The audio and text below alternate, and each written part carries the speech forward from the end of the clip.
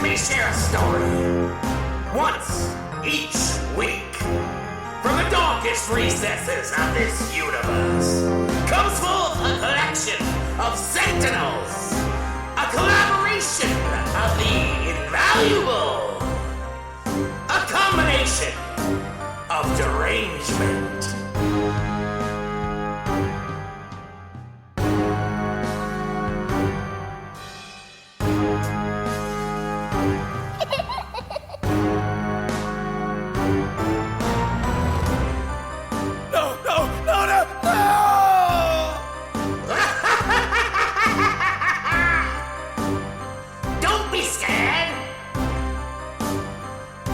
Just S-4 with your host, Eric Cooper.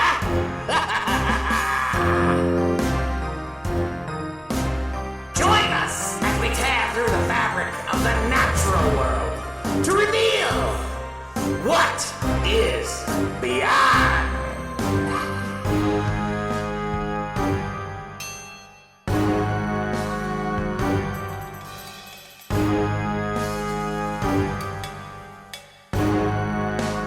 Get ready. It's almost time for the show to begin.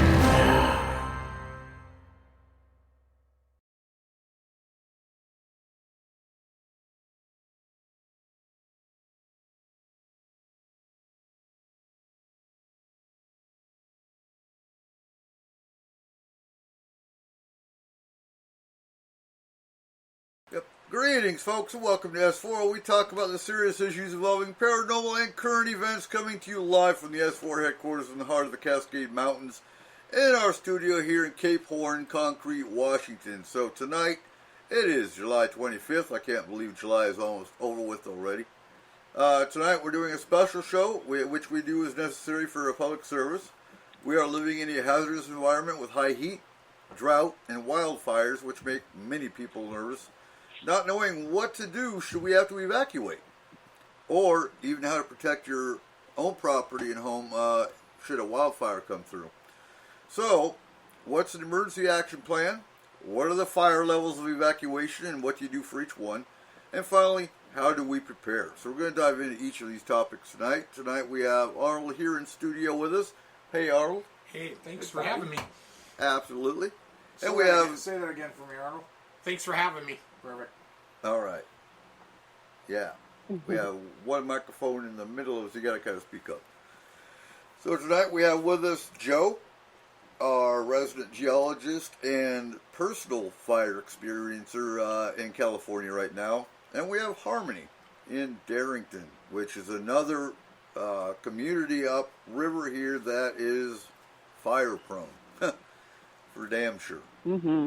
But I want to start the show off, and I posted the link to this shenanigans in the chat room, and it's actually in the Moon Paranormal group, I believe, in the upriver group, of a Bigfoot that was caught on video in Oklahoma.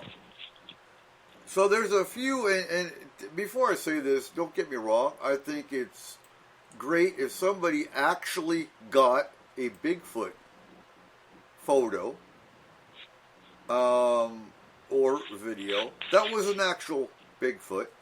This particular Bigfoot, the 3 seconds that he shows of it, looks to me awful like a human in a Bigfoot costume taking a nice casual stroll through the woods towards the camera. Mm-hmm. And, he's walking carefully like he doesn't want to step on his stick. Don't want to break the stick. No, Bigfoot don't give a damn if you're stepping on sticks. He don't give a damn how he's walking.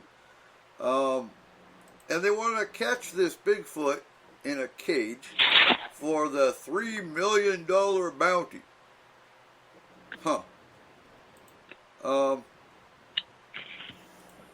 I call bullshit for one. I put a lot more credence in the Patterson-Gimlin film. If you compare the two, the way they walk, and some think the Patterson-Gimlin film is fake. as well. I don't know. Personally, I think there's more credence to it. Is there? There might not be. I don't know. Nobody really knows. Has anybody ever gotten that surefire footage that is hands down proven to be a Bigfoot? No. There are things that got me on that one that I didn't see until I actually watched the videos on his Facebook On his page. Facebook page, yeah. He's a TikToker. Is he? Friend, I'd say 98.9% of the stuff on TikTok is not real. Right. That's number one. Mm-hmm. See, and that's funny because you're going to play devil's advocate here a second ago until you actually I was going watch to play it. devil's advocate on the things you were saying. Okay. The fact that you told me, like, as you were watching the video, that's not how Bigfoots walk. Well, You've never seen one. no, but not. But again, I'm comparing it, like I said, to the Patterson-Gimlin versus Without this one, proof that was which, yeah, it's a personal belief on any of those. it is. So, It is. like, you can't compare one to the other. I just posted one for you guys, and I'm going to post it in the chat as well. Okay. This one I like. I have for a long time. You know which one I like, and it might be the same one you're talking about, is the DOT footage. Nope. No? No, they said that's not real. Did they? Yeah. Okay. Okay. Who said? DOT, they were bored. Some guy? Some guy on TikTok. No, the guy who made it, DOT. The one I'm posting or I just posted to everyone, Yeah. is Banff National Park. I spent 5 years there hiking around that lake that they're at. Right. It's a man-made lake, so it's probably already pissing him off. Yeah. Well, and here's the thing too. Arnold's been to Oklahoma, to that same park where that footage supposedly took place, and there is activity there. I'm not saying that. I'm saying this guy's footage was, to me, no. He walked like a guy strolling through the woods. You know, I could put on a furry costume and stroll through the woods the same way. For this one, the coloring makes sense to me. But there's no The road. coloring. There's no road right there. That you wouldn't be able to walk in with a costume and stuff to get to that point either. Correct? No, you wouldn't. Right. You're swimming. Yeah. Friend, And we've heard not reports. just that, but that lake, you can't drive 15 feet without hitting an animal. That's a big ass creature too. Yeah. He's tall. But the coloring makes sense for me. Light brown. The light brown. Mm-hmm. Farther north, that area is 9 months covered in snow. See, but I put more credence in this than I do. Well, I didn't know he was a TikToker either, but Yeah, that is the main thing that bothers me, which is kind of stupid, but yeah, and Yeah. and then they have, you know, this ad is sponsored by Metalworks. Come to us for your Bigfoot cage. Really? No, and I think my other big problem with that whole thing is the fact that Oklahoma decided to have it's fair game to go hunting for Bigfoot. I'm not okay with that. He's Yeah, already I'm- obviously a rare creature, messed up. and you're gonna post a hunting season on him, well, they're going to end up with a lot of gorillas at the zoo getting shot at. right? Well, they're gonna have a whole lot of humans getting shot by some dumbass that ain't never fired a gun before. In all fairness. It happens every day in Chicago. Yeah, I know. And now you just opened up a hunting season on Bigfoot. You know, come on now, Don't go camping back in that territory. right? The first story in my newsfeed this morning was 7 people were shot in Seattle last night. Unrelated. For real? Yeah. Oh, have fun driving home tomorrow. Dude, I don't go I-90. That's where they're throwing shit over the off-ramps. You don't man. get off the freeway. You're good. No, I ain't getting off the freeway. Okay, so switching over to, of course they got me fired up before the show. Yeah, that was ridiculous. So You want to get fired up? You should see what they're doing on Ghost Adventures. No, I'm okay. I'm okay not seeing what Zach Baggins is doing. Thank you very much. Yeah, no. So why do we talk about fires? Because they're pretty. No, well, they're not pretty when they're running your house down. So how far is the fire away from your house right now, Joe? I could drive there in about 45 minutes, but as the crow flies, it's a lot closer. Right. We've been okay because the smoke's been going up to the north and the east. But then we had an inversion layer the other day, which brought it all down to ground level, and the wind shifted, and I've been choking on this stuff for the last couple of days. Right now, it's at 200,000 acres, so it's actually bigger than the Paradise Fire. It's called the Dixie Fire. Right. Started in the same place. Paradise Fire burned to the west and took out Paradise. This one is burning to the northeast, so it's a whole different direction. It's just a huge burn scar up there now. So, but we're okay. You've But actually it is jumping the containment lines. you've actually evacuated before, though, have you not? Oh, several times. I think probably 5 times in the last, say, 20 years. So you have an emergency action plan? You know what to do? Absolutely. We're all set up. And like I said, the plan changes with the situation. There's things like this Dixie Fire. If it starts burning south, we're going to have a couple days to think about it, to pack, to plan, Right. to gas up, get your supplies, and leave. And then there's the fires that break out around here every day. They might start out as a half an acre or something, but they're on it with the bombers and the fire crews. You don't have to worry about that, but even at that, you'd have a couple hours notice to get out.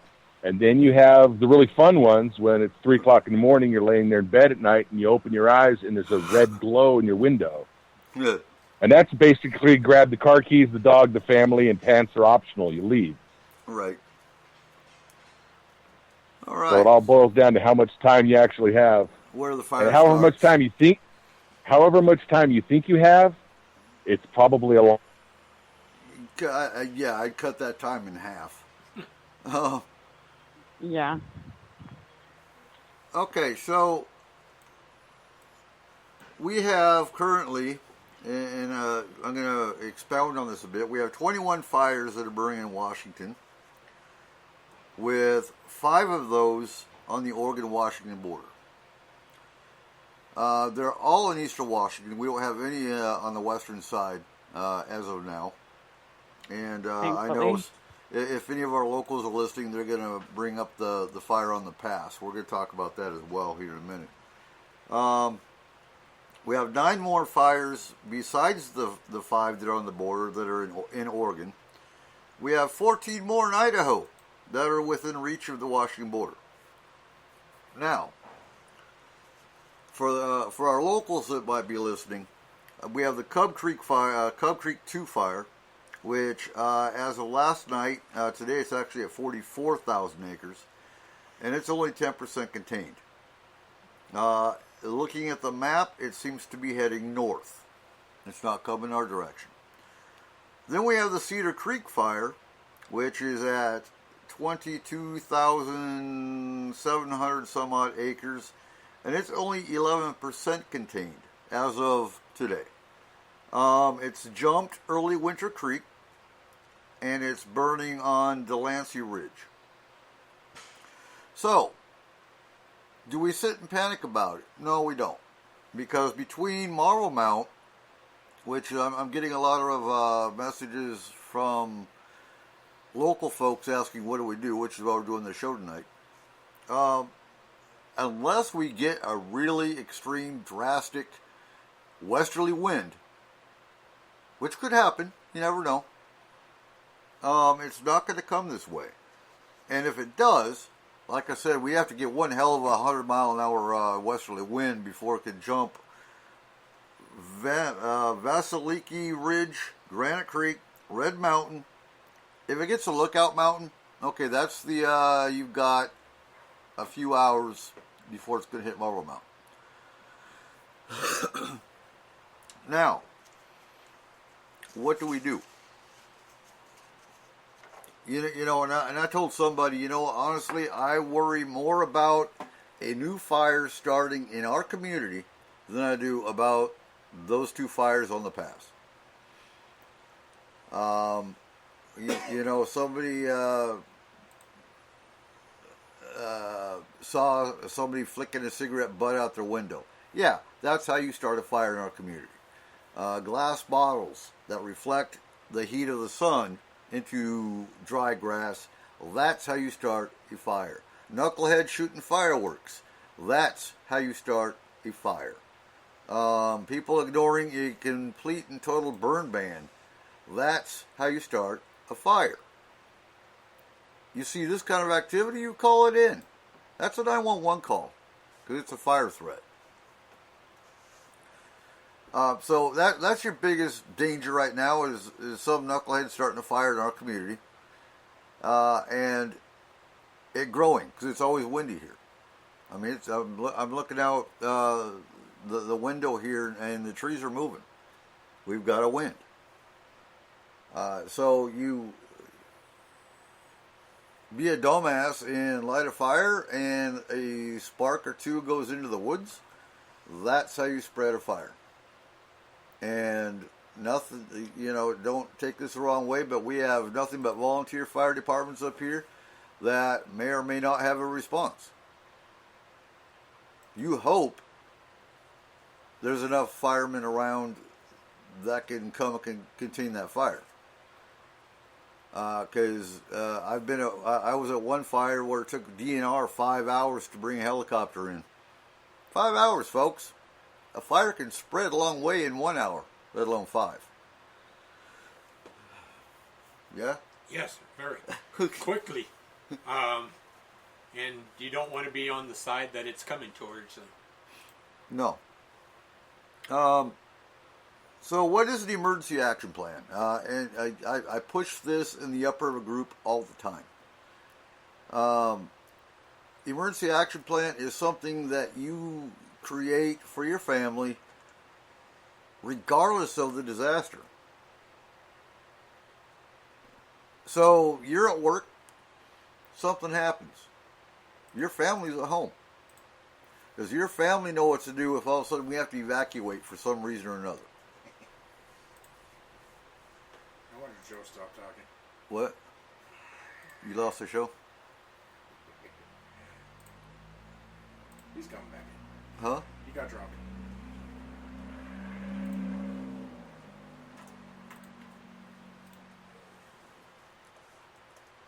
Are you guys still there? Joe. Yep, still here. Okay. Joe got kicked.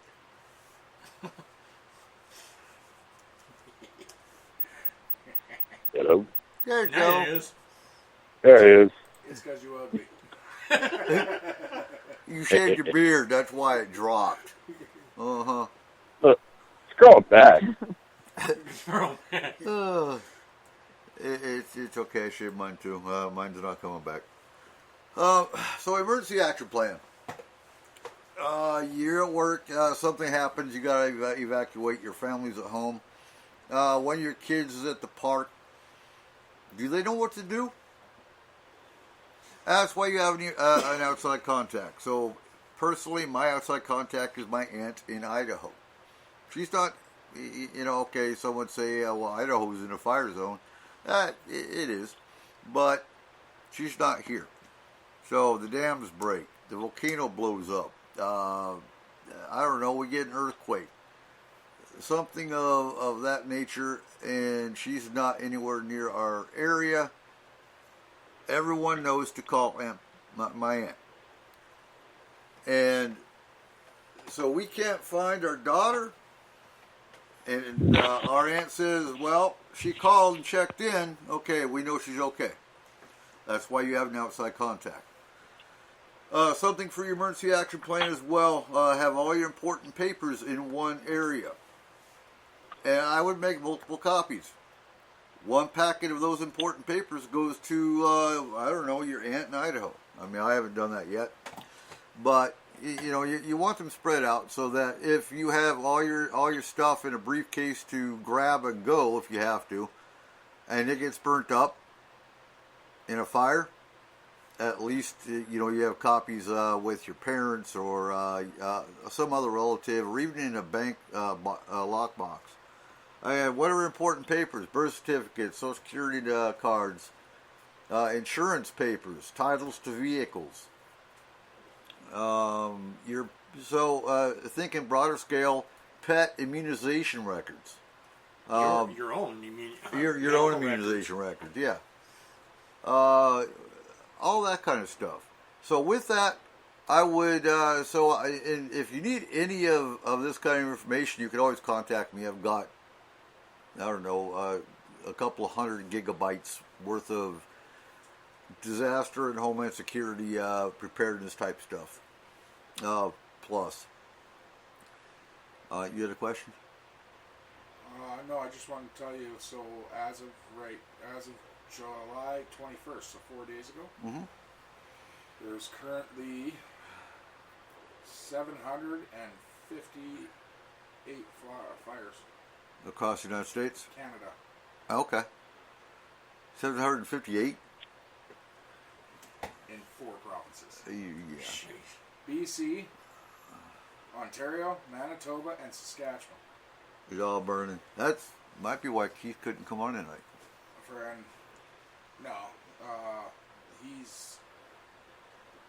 None of these are really near him. Okay. Most of them are in smaller areas like Sycamores, Kelowna, Kamloops, Merritt, Osoyoos, Utah Lake, White Rock Lake.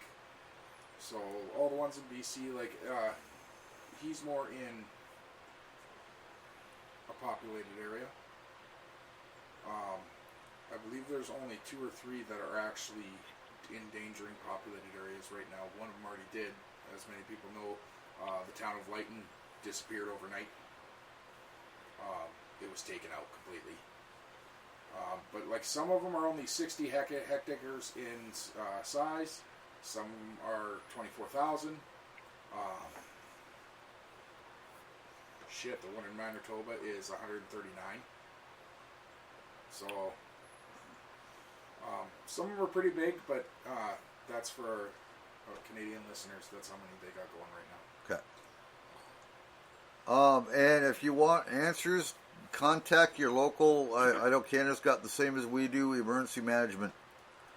It might be called something a little bit different, but it's always going to have emergency management in the title. Now, I know all the provinces and all the little towns and whatnot have that kind of an agency that would tell them.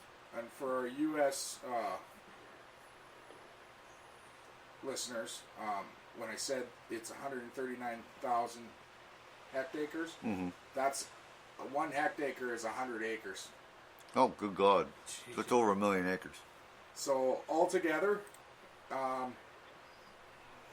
this year, 2,150,179 hectares have burned. So I believe that's like 2 billion acres. Man. Yeah. Canada be on fire. Canada be on fire. We have the forest for it, though. Huh? We have the forest for it. And Literally, the first thing the Canadian Natural Resource Center says is why forests need fires. That means the one tree that Bigfoot hides behind in Canada is gone. So, but our government's defending the fires. Oh, of course they are. They're like, yeah, we need those. I don't know. Yeah. Yeah. Joe, are you still here? You got quiet. Yeah. Oh, yeah, I'm listening. Could you quit cooking? You started talking that Canadian metric hectare stuff, and my mind just kind of went off into left field. Well, but in the metric system, that's right field. Right field. Now you confused again? Yeah, we got the... Speaking of acres, we got the bootleg fire that's in near Klamath, Oregon. I think it just topped 400,000 acres. That's one fire. Yeah. Yeah. Yeah, that one that I said was So it would have been over 1 million. That's in Manitoba. It is one fire. And there's only 2 fires in Manitoba. The other one's 70,000 hectares, so that's 700,000 acres. Yeah. Hey, Hey, Sherry. evening, Sherry. Tonight we're talking fire safety and prevention and evacuation levels and emergency action plans. Because we be on fire over here in the West Coast. So getting Yeah, I was back going to... Go ahead. right before I got knocked off there earlier, I was going to talk about, you asked me about evacuations that I've been through. I've been through quite a few of them. My favorite was, this was 3 years ago, we had the Lobo fire here. And basically it was 100-mile-an-hour winds through the mountains. And the noise was incredible. It was like a freight train coming through. Right. And there was a red glow coming from the north part of the sky over the barn, and then I saw a few flames lick up. I saw actual flames, and I said, okay, it's time to go. Threw a bunch of stuff in my truck. I threw my go bag in there. I got a couple of big totes. I threw those in, and boom, it got dotted inside. Backed the truck up, pointed the headlights down the road. This was about 11 o'clock at night. And that's when I noticed that the power pole next to the barn had fallen and shattered in the road. All the lines were down, and there was a 160-foot pine tree across the road. So basically, all my plans right out the window. Mm-hmm. It took me 5 minutes to get the dog out. I threw some water, some dog food, and some medication in a backpack, and I trucked it on foot off the hill. So I got down to a road and got a ride out of the area. Mm-hmm. Wow. So sometimes plans don't always go the way you want them to. Oh, absolutely not. No. And that's why we want to, always have your plan B, C, and D. D Yes. is marshmallows. Yeah. Huh? D is marshmallows. Yeah. Yeah. Yeah. In case you're asking goodbye. Oh, no, not really. Yeah. Oh. Survival Do a skills different are really marshmallow. important, Huh? you know. Having your backup plan? So, before you even get your emergency action plan, if you actually, if you move into a new community, something I'm trained in very well is identifying the risks. So what can be a risk or a hazard in your community? So my threat assessment's actually 9 pages, 10 pages? Yeah, something like that. And it goes from everything from the volcanoes, landslides, dams, wildfires, fires in general. It's extensive. But you want to know what you're facing. We're in the mountains. You have a lot of knuckleheads that live in the mountains. And it only takes one spark to start a wildfire. We'll be talking winter storms and whatnot, probably closer to October. So again, you want to make sure that you have your outside contact. That's part of it, and go over different. Make it a family outing, because you want to know your evacuation routes as well. So I know in Eastern Washington right now, I read a blog where they said they had 3 ways out, but one of them is on fire. So now they only have 2 more, 2 ways out. These are things you need to know.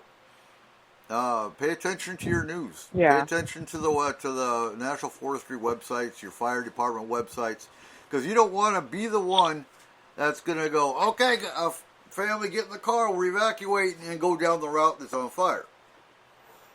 Pay attention to your local news sources. Once you find out there's a fire in the area, and I know for many of you it is the Upriver Group. We try to maintain that. We try to keep information and situations updated. But pay attention to what's the one I use? InfoWeb. Yeah. InfoWeb shows you where all the fires are. Or you can go on, there's DNR site, and it's probably now. Yeah, go on the DNR.gov. You can go on your the Skagit County Department of Emergency Management. They'll keep you updated. I prefer government or local agency websites over, I don't know, Huffington News or CNN or anything else, because They're not going to pay attention to our community up here. They don't. No. I help manage a local site here. It's on Facebook for Nevada County, and it's basically a bunch of people that have scanners. Right. And it's all first-hand accounts and, as it happens, information off of the scanners. Mm-hmm. And for a small county, there's 24,000 people on the site, and it's nothing but emergency information. We try to keep it as streamlined as possible and as up-to-date as possible, and that works until the power goes out. Right. But, sometimes if you have a resource like that in your area, that's something to look into. So, Harmony, you're in Darrington.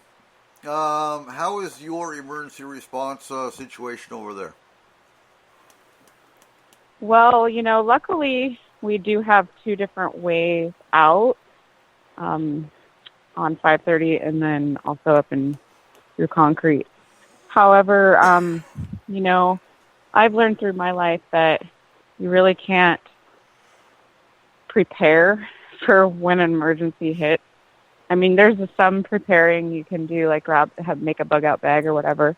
Mm-hmm. But like you said, like a log or a tree can stop your path, yep. And then you got to walk, or certain life lessons are coming up for you to connect with and persevere through. I do know that my faith and connection to the Great Spirit will ultimately carry me through. Right. And I think that that's part of my survival plan. And then also I'm an herbalist and a wildcrafter, and I study different kinds of, plants of nature that you can eat that are medicinal and that can help you survive. So, learning different survival skills and not just depending on things is one of the most important things, because, I had an epiphany one day when I had, this whole pantry full of canned foods and emergency things, and I was in a kind of a daydream, and I saw, like, what happens if a tidal wave hits it and knocks it all out. Then I have nothing. Then what do I do? So I thought, I need to really start thinking about nature and what I can eat in nature and how to survive if all of those backup plans fail. So for me, it is, like I said, plants and wildcrafting, understanding what things are poisonous as well as what things are edible. And then also, understanding how to build a fire in a very safe way if you need to keep warm, if it's not, of course, hazardous. And, how to purify water, how to connect to the knowledge that our ancestors had and, is our birthright to know. So, that's kind of how my emergency plan looks. Through my first birth, I have 3 kids, and the first one, I had this birth plan, and it was this whole long thing, and I found out really quick that it doesn't matter how much you plan, that everything changed in my birth plan. Every single thing was not how I had envisioned it. And I think that that's because there was a lot of fear behind how I was forming that birth plan. I literally wrote no C-section and, law of attraction instead of writing, natural birth, which, I did, but I focused more on no C-section. I actually ended up having a forced cesarean. So, I learned that focusing on what you don't want can sometimes bring you, it's like a prayer. What do they say? A worry is a prayer for something that you don't want, It's a manifestation of that. So, connecting with your faith, whatever that may be, whether it's, universal energy, whether it's a God energy, whatever that is, understanding that we are divinely protected and that things are happening for a reason, and that a lot of the strife and, struggles are to bring us to that hero journey, to, connect to a higher aspect of ourselves and see ourselves through to a place where we never knew how strong we were, right? So I mean, that's part of it for me, kind of preparing my spirit, preparing my emotions, preparing in, a Jedi kind of way where you understand that things are you have to roll with the punches, like you spoke about, and you have to, like Bruce Lee said, you have to become the water, so if the water is coming at you, you need to connect with that and connect with the elements. I think a lot of people have lost touch with those really powerful elemental forces that create us, the earth, the wind, the fire, the water, and in, that disrespect or even just disconnection to the fire elementals, that can give us a little bit more fear in our lenses that we're looking at the world through. So when we connect to that, universal understanding that it's all kind of interconnected and it's all happening for a reason, we can overcome that and approach it with that, like, be here now mentality, where we can really step into the moment and perform with what we need to do in that moment. Absolutely. And, you hit on it really well. You can have all the equipment you need, but at the same time, if you don't know how to use it, if you don't have the skill craft, if you don't know what plants to eat and which are medicinal, those are things you might want to pay attention to, because you might be going up the mountain. And that comes down to your evacuation routes. Have more than one. So, like you said, you've got 530 coming north to Concrete. You've got 530 going west to Arlington. You've also got Mountain Loop. If Mountain Loop is open. Yes, exactly. Here, depending on where you are in East Skagit County, you can go west on 20. In my case, I hope the Dawes Bridge isn't compromised, because I'm stuck to South Skagit or heading east on, Concrete Sauk Valley Road, or going up over the mountain. Knowing back roads, local back roads that are alternative detours. But if it comes down to a fire, who's to say those mountains are on fire? So exactly. You need to know where your routes go, how to get out. And if you have a source of water, like, have a boat, or like understand how to float in water, work with the elements. If it's fire, understand what is that antagonist to fire, or, the rebalancer, and, go to the water, because, that's going to save you, in the dire emergency, if it's like a Bambi, situation where you're like in the forest fire, like, know where your water sources are. And if you don't have water sources, think about, other ways to connect with different elements that are contrasting, Well, my creek's almost dried up, so I'm kind of screwed on that one. Skagit River, maybe, but it's kind of too cold. You get hypothermic. Give it 5 minutes, that fire will warm it right up. Right, that's true. If there's fire right there. There's a lot of areas in our world that there are no elements to connect with. No. They're all going to kill you. Yeah. Especially in a fire. Fire's not your friend. Neither is wind. And like, there's areas where the water isn't safe because it has high levels of ethanol in it.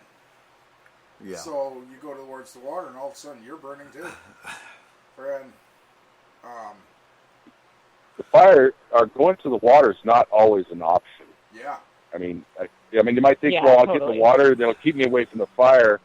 I don't know, you can go on, I put a post of some photos of the fires up here on Paranormal, or, God, drawing a blank on the name of your site. What is it? Forest Moon.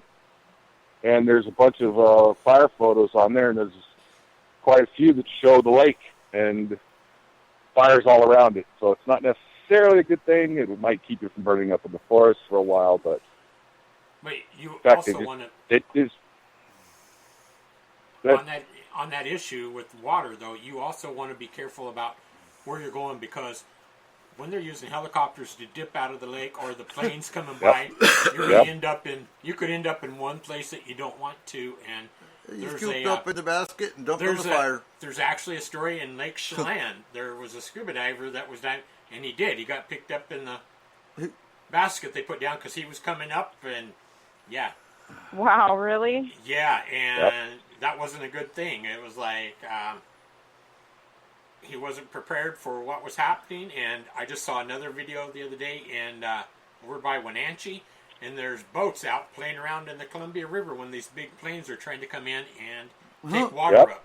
I'm like, come on, folks. They're there for a reason. Get off the river.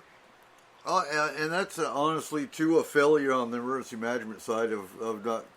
They should have had law enforcement or someone keeping that, especially if they knew... You have an incident commander for all these situations. Incident commander should have contacted law enforcement to make sure the river was clear for those water planes. Lessons learned. Something I want to bring up too, because it's come up in the upper group, is we have a lot of farms up here. If you have a farm, that's a whole nother area, a whole nother level of an emergency action plan you need to have. Where do you take your livestock? How do you transport your livestock? Because we have cattle, we have horses, we have... We smother them in barbecue sauce and come back later. Okay. Yeah, we have rabbits and chickens and ducks and cats. I'm sorry, but my chickens would be left behind. But when it comes down to livestock, there's a lot more money invested as part of your food supply, food chain. When it comes to horses, a lot of them, they're best friends. They're show horses, whatnot. It's up to you as a farmer to make sure you got the livestock trailer. Or got insurance. Or have insurance, absolutely. Speaking of insurance, so up here we have volcano insurance on our house. Yes, it exists, and it's a requirement for our mortgage. Do we have fire? Most people do have fire insurance, but make sure you cross your T's, dot your I's. Make sure everything is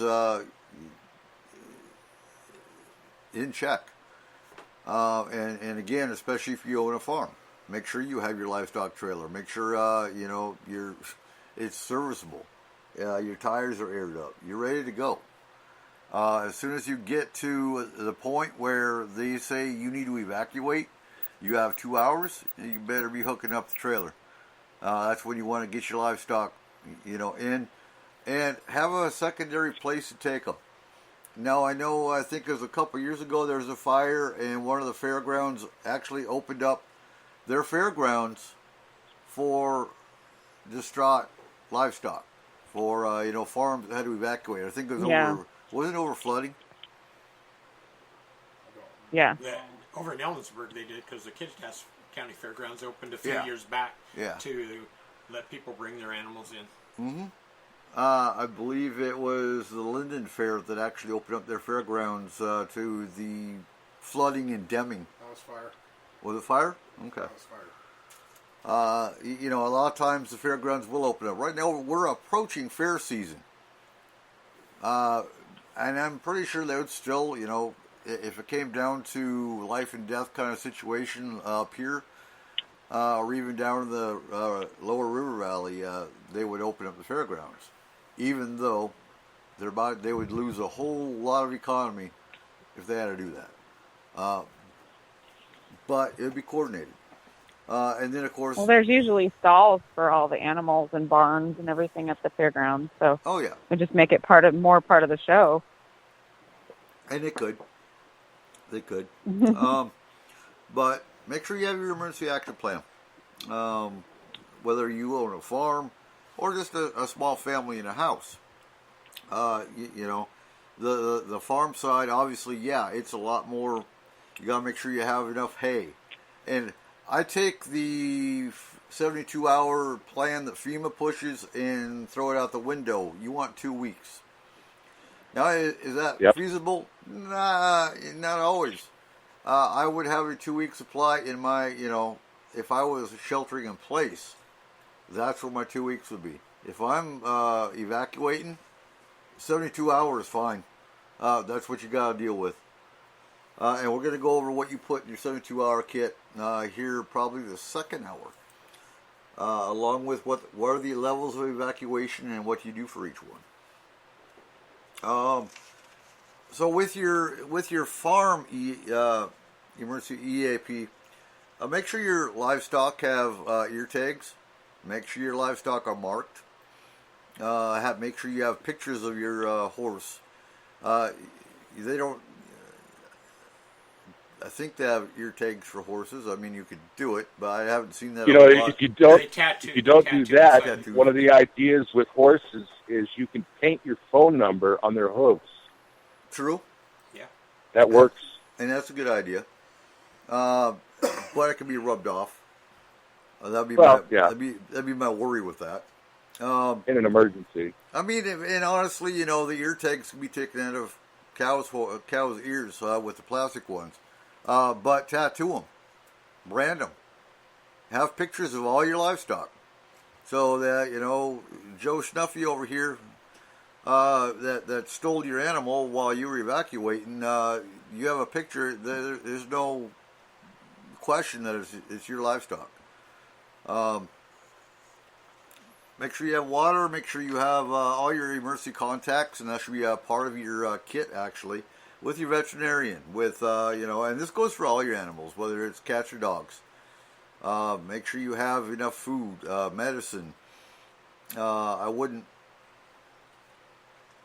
necessarily pack water, because I get, your car gets pretty full when you're trying to evacuate. You can get water where you're going.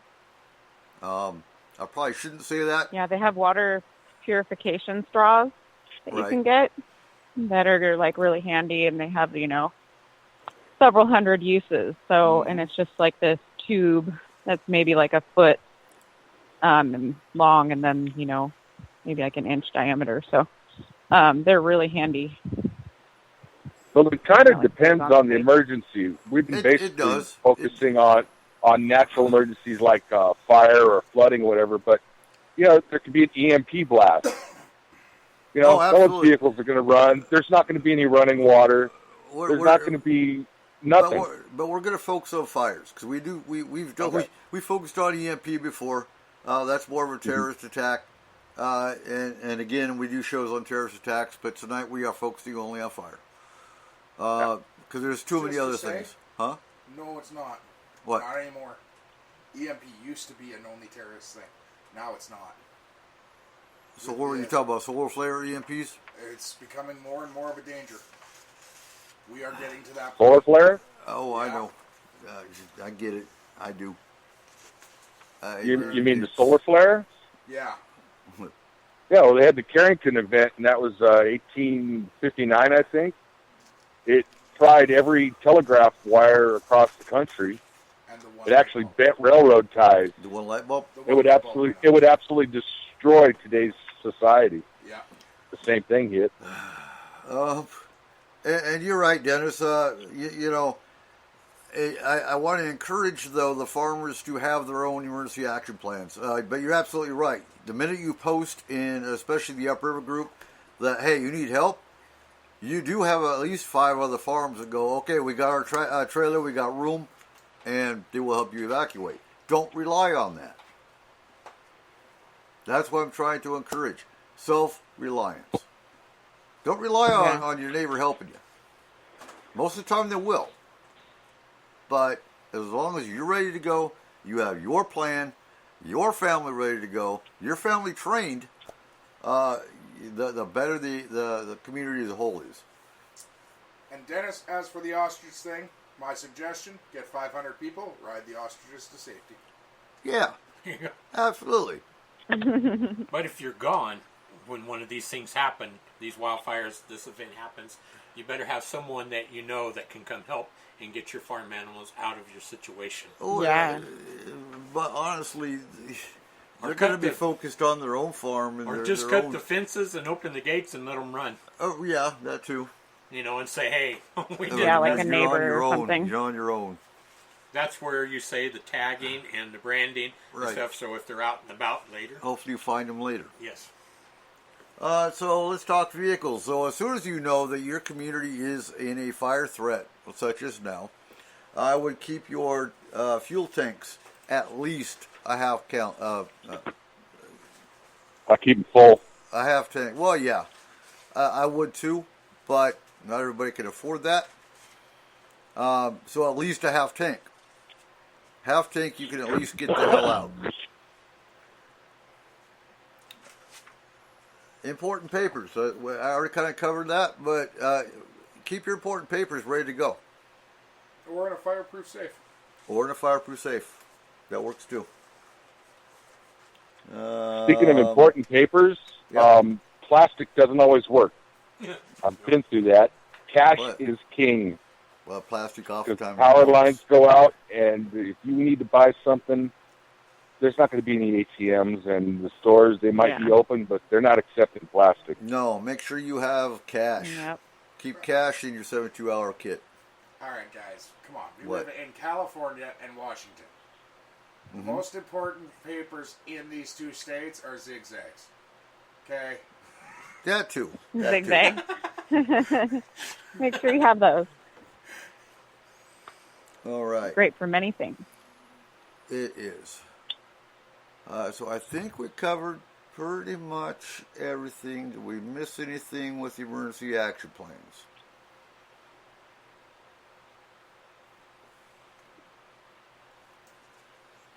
I'm thinking here. I'm looking here.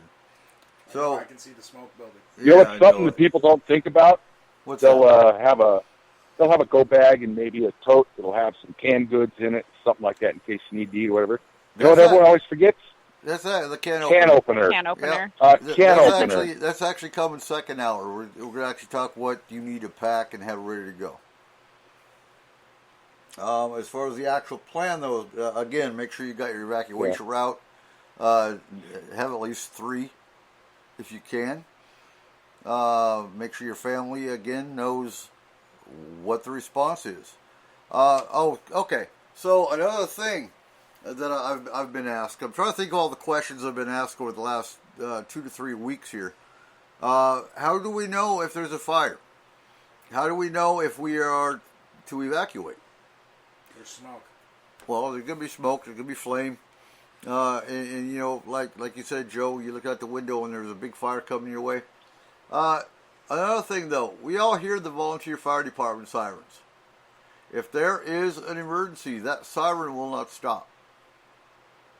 When it's being called out, it usually will tone 3 to 4 times and then it'll stop.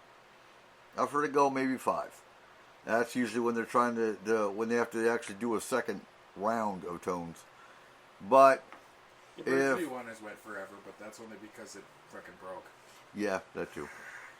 But here's another thing. Before you leave your house, if there's a fire, if you got your emergency action plan, you got your stuff, and you go. Mm-hmm. When you leave your house, this may sound odd. Take the curtains down off the windows if you can, and close every door in the place. That because makes if sense. there is a fire, it's going to spread slower, and there's a better chance that they can save your place if you're not around.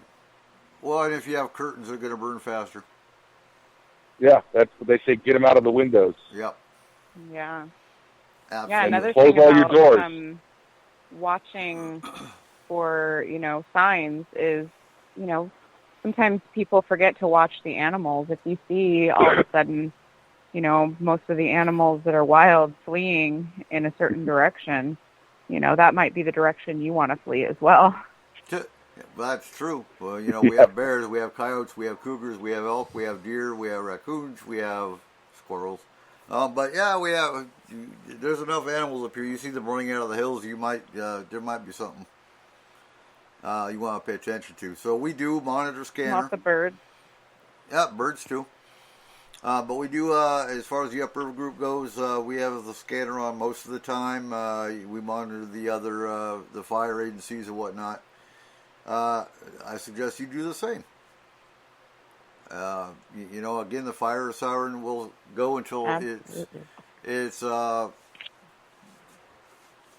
it won't be shut off. Will the damn siren go off? No. That's pretty much electronically set for seismology on the dams. I'm sure it can be overridden, but if they don't know what's going on, they're not going to activate the dam sirens. I wouldn't rely on that. Do we know, is there like an emergency broadcast system that notifies the telephones locally if there is like a threat? There is. Depends on the area. There's supposed to be reverse 911. Yeah, like I don't think we have that here. We have, I'm trying to remember what, Code Red. Yeah, we have Code Red here. It kind of works. Yeah. Well, there's the Amber Alert that can come in, so you'd think that there would be an emergency. No, from what I understand, it's like pulling teeth even trying to get an Amber Alert for a kid that's missing. So, you know. That's for different reasons. Huh? That's for different reasons. Yeah, well, yeah. But no, they have not expanded that system to include broader emergencies. That is just for Amber Alerts because that is the only thing they got permission from the telecommunication companies for. Well, maybe they should start looking into that, considering the heat waves that we're having. It is in the plan for Washington State, but again, the telecommunication systems say no. Huh. If somebody mentioned the dam siren, a couple years ago, you guys probably saw it on TV, the Orville Dam, which is right up where the big fire is right now, and it's where the Paradise Fire was.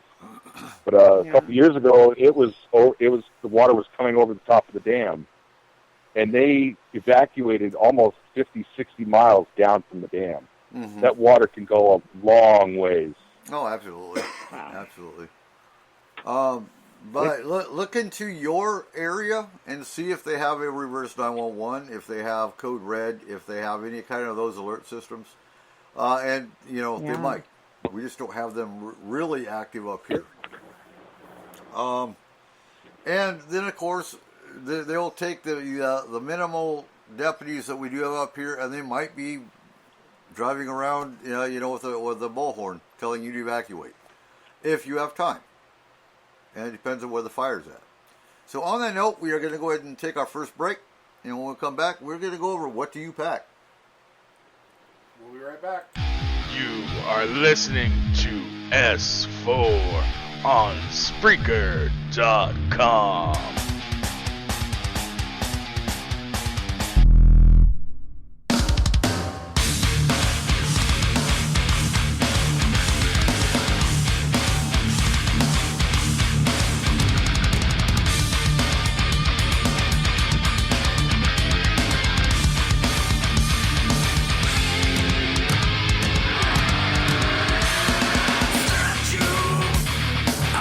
Break. You're going down.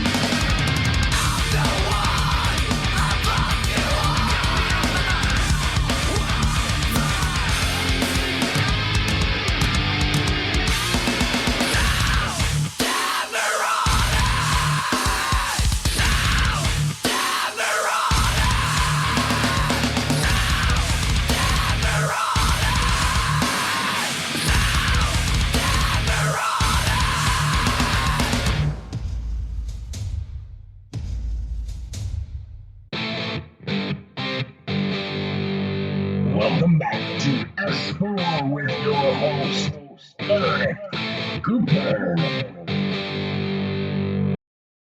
And welcome back to S4 for hour number 2, as we are going to go over what do you pack, what are the levels of evacuation, and what do you do. So all of a sudden the alarm goes off. That's usually going to be a level 3, get the hell out. But usually you have a little bit of preparatory time. So, Arnold, what are the levels? I know it's level 1, 2, and 3. What does each one mean? Level 1 means there's a fire present in your area. It doesn't mean that it's right next door, but one is started somewhere in your area where you're living. So what you need to do is monitor the news in any which way possible for updates, and start preparing yourself to evacuate. Thinking about where your stuff's at that you want to go with, and get ready to have that right by the door, so when you get to a level that you have it right there and ready to walk out the door. You know, honestly, folks, at level 1, if I knew an evacuation was just coming in time, I would probably go ahead and pack it in my truck. So level 2 is the fire is significant in your area. I mean, it's grown and it's become a lot larger. This is where you want to voluntarily gather your essentials and relocate. So this is where I would, if I was somebody, I would be thinking about getting my stuff in the truck and heading out, because one, it's not going to be as busy on the roads. It's going to be easier to get out. And then you move to level 3, and fire possesses an immediate threat to you and your home, and you must evacuate. So level 3 is you look across the neighbor's house and you see flames. Yep. Oh my God, I better pack my shit and go. You know, that's the bottom line. Level 2, so us here in Concrete, there might be a fire in Rockport and it's coming this way. Level 1, the fire's in Marblemount, something to monitor. It's coming towards Concrete. We've probably got an hour or two, depending on wind speed. So fire is a very unique monster. It can be, you know, calm and burning fuel as it comes, but if it doesn't have a wind behind it, it's just, it's going to be feasible for the fire lines. It's going to be feasible for the fire departments to create their fire breaks. But as we've seen in past history, I can't remember the name of the movie. Excellent movie to watch. The first fire jumpers in Arizona. Oh, yeah, and I can't think of it. The Hot Shot crew that went down. I can't think of the movie. Have you seen that one, Joe? Harmony? Oh, yeah. Yep. What's the name of it? No, I haven't. I can't think of the name of the movie. Arizona Hot Shots, I know is what it's about. It's the first Hot Shot team that was created in Arizona. They all died but one. I think Cole's looking it up right now. Because he didn't. Only the brave. Huh? Only the brave. Yep. Only yes. the brave. Good movie to watch. And the only reason the one didn't die was he wasn't with them. Yep. It is. I'm going to give you a heads up now. It is a tear-jerking movie. It will make you cry. But good movie to watch. Shows you really the dangers of wildfire. Another new one just came out too. Huh? Another new one just came out Did too. it? Yeah, a really good one. Those Who Wish Me Dead. Okay. It's Angelina Jolie, and she's a firefighter, and it's also like a crime movie. Where Damn, she's back in the movie industry? Yeah. Cool. And she does an amazing job in this. Good. So, you were talking about fires and stuff, and wind and stuff, but you have to also think, once a fire gets going, it makes its own weather. True. It can start pushing itself, even though you may not have a lot of wind. It can make its own weather to stir it up. Right. And start picking up speed. And bear in mind, apparently some people have been talking about, there's a 20-mile stretch of Cascade Highway that is closed. Folks, the helicopter can't always get in and out. Depends on the smoke. Depends on how, if the smoke's too thick, they're not going to be able to fly that bird in to drop foam or water, whatever they're using. And if you have the river right next to your house, you might be rudely awakened by a helicopter dropping in and scooping up water. Just be aware of that. So you have a 2-hour warning.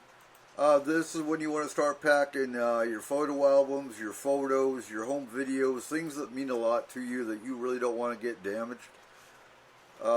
Your family photos on display, military decorations, records, mementos, plaques.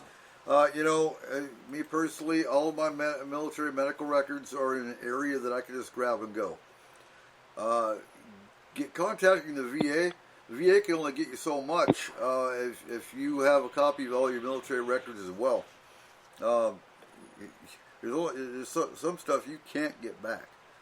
Have your luggage packed. That's a few changes of clothes for you, your kids. Figure in this case 72 hours because you're not going to have time or the space necessarily unless you have your own storage trailer. Medications. Yep. But to pack all a 2-week supply in the back of your vehicle. Valuable items such as cameras, heirlooms, art collections, art, primary cosmetics, secondary vehicle, RV, get that ready to go, camping equipment, tent, journals, diaries, and letters. So that's on this list. Your 1-hour warning, they say take or safeguard guns and ammo.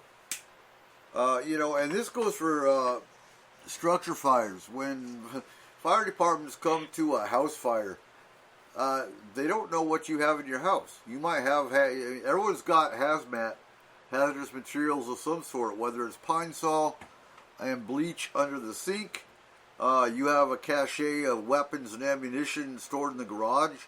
They're putting themselves at risk in many more ways than one just coming to your house to put out a fire. So this is when they say you want to take or safeguard guns and ammo, ice cooler with ice, food and drinks, genealogy records and files, 3-day supply of food, special diet items, gloves, dust mask for smoke, paper plates, cups and utensils, school items, homework, pen, pencil. Well, your kids will probably bitch about that one, but grab your kids' school stuff. Licenses, vehicle titles, and deeds. Again, that stuff should be in one spot, so you just grab and go. Personal property list. So what I do have in stuff in my computer at the house is it's from an insurance company, and it's got 20 pages for you to put down your big screen TV, the serial number, the value, all that kind of stuff. You want to take pictures of this stuff. Put all this stuff on a flash drive, put it in your pocket. That's probably the easiest way. That way you can say, yes, this is what I lost. This is what...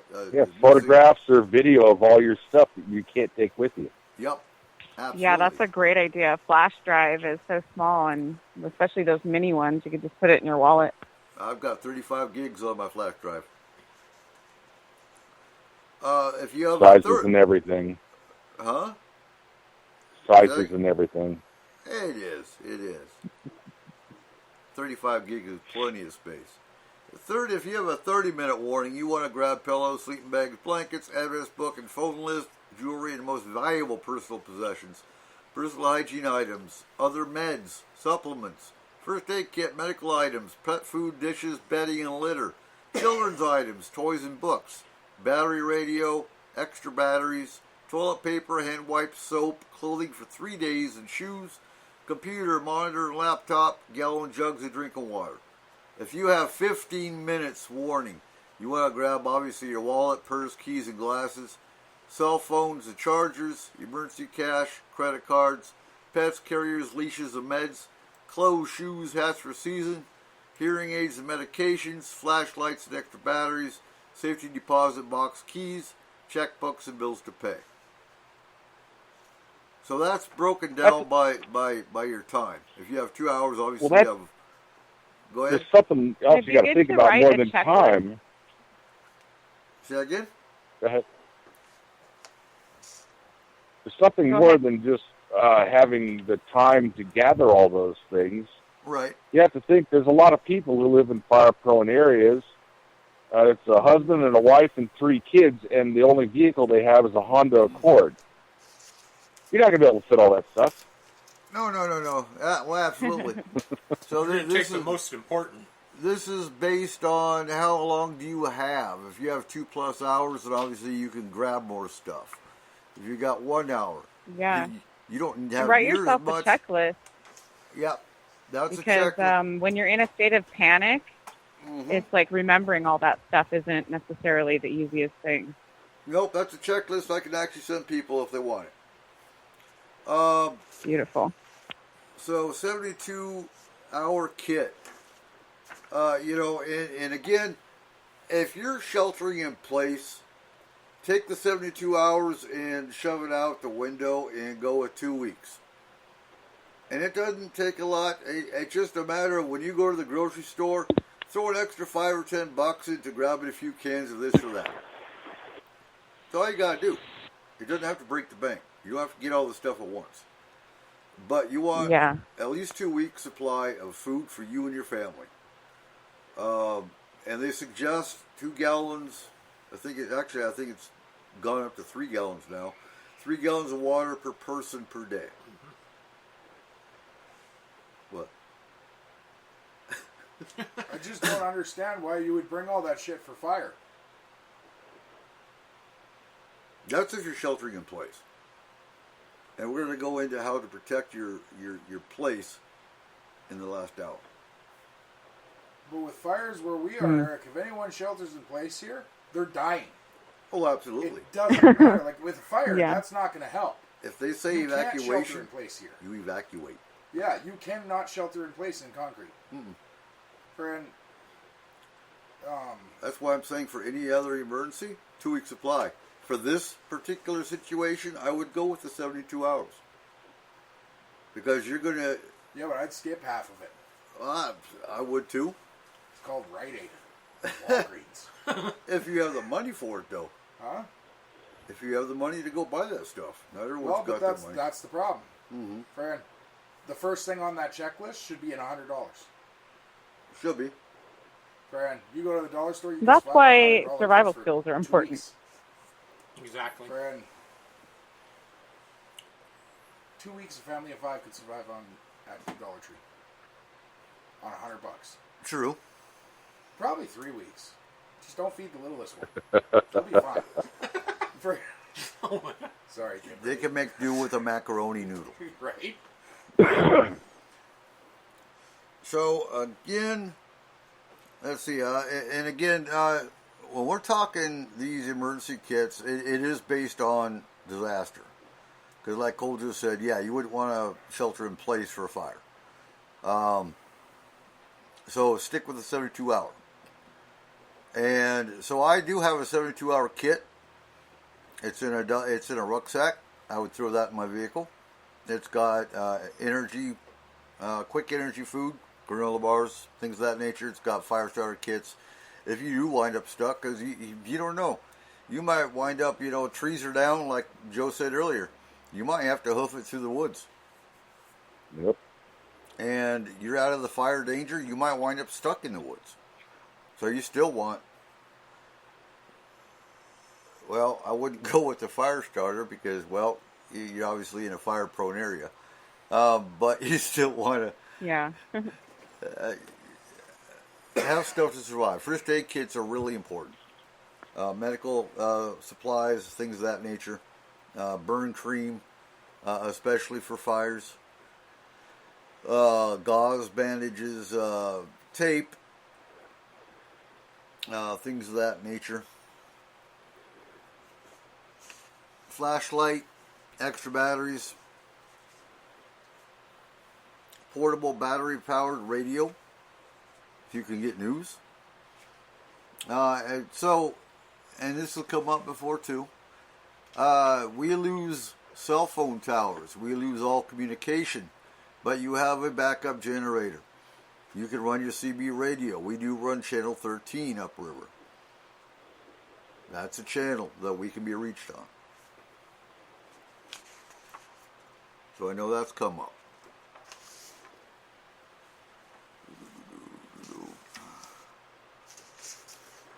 And I can't reiterate enough, and Cole just kind of really keyed in on it. If they say to evacuate, evacuate. There are so many people, especially in Hurricane Katrina, that were told to evacuate that didn't, and they died. Fires are unforgiving, and they move fast.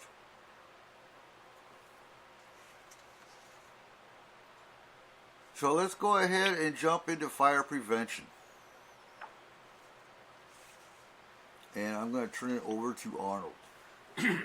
So, with fire prevention, there's some things how you can help with wildfire protection. Clearing pine needles and dry leaves within 5 feet or more of your home. Removing dead branches growing over or near your roof. Clearing the limbs up, your trees up to 15 feet off the ground. And this one, I found it says stack wood piles 30 feet from home, but on paper Eric showed me it says stack firewood at least 100 feet away and uphill from your home. So I think the farther the better to do that. So create a zone around your house. So sort of like the levels in a fire. Zone 1 is 0 to 5 feet from your home. And you clear out non-flammable ground cover. Keep gutters and roofs clean and clear. And keep the branches trimmed back from your home. Zone 2 is 5 to 30 feet. And that's where they say store gas and propane tanks. Mow your grass to a maximum height of 6 inches. Trim lower branches up on trees. Zone 3, this is 30 to 100 foot out. You want to eliminate dead or dying trees. And trim the lower branches on tree-lined roads that you're going to use as your fire route possibly, or just in your local area to keep the routes open and help with other people possibly evacuating the same way. Some more is thin a 15-foot space between tree crowns and remove tree limbs. Again, with 15 feet up off the ground, and I believe that's for when the fire's coming. If it's on the ground, it's not going to be able to reach if it's not, the flames are high enough to reach up to the trees. Removing the dead branches over the roof. That's so if a fire's coming and it gets on the tree, it's not just going to be able to drop on your roof if you have an asphalt shingle or wood roof.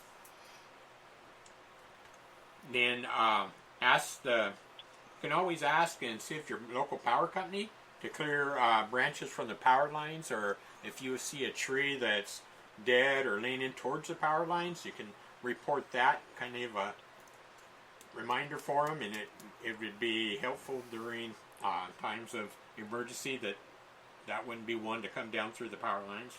So for our locals too, I wouldn't call PSC, I would call Asplund, because Asplund is the company that the PSC uses when they do their thinning out.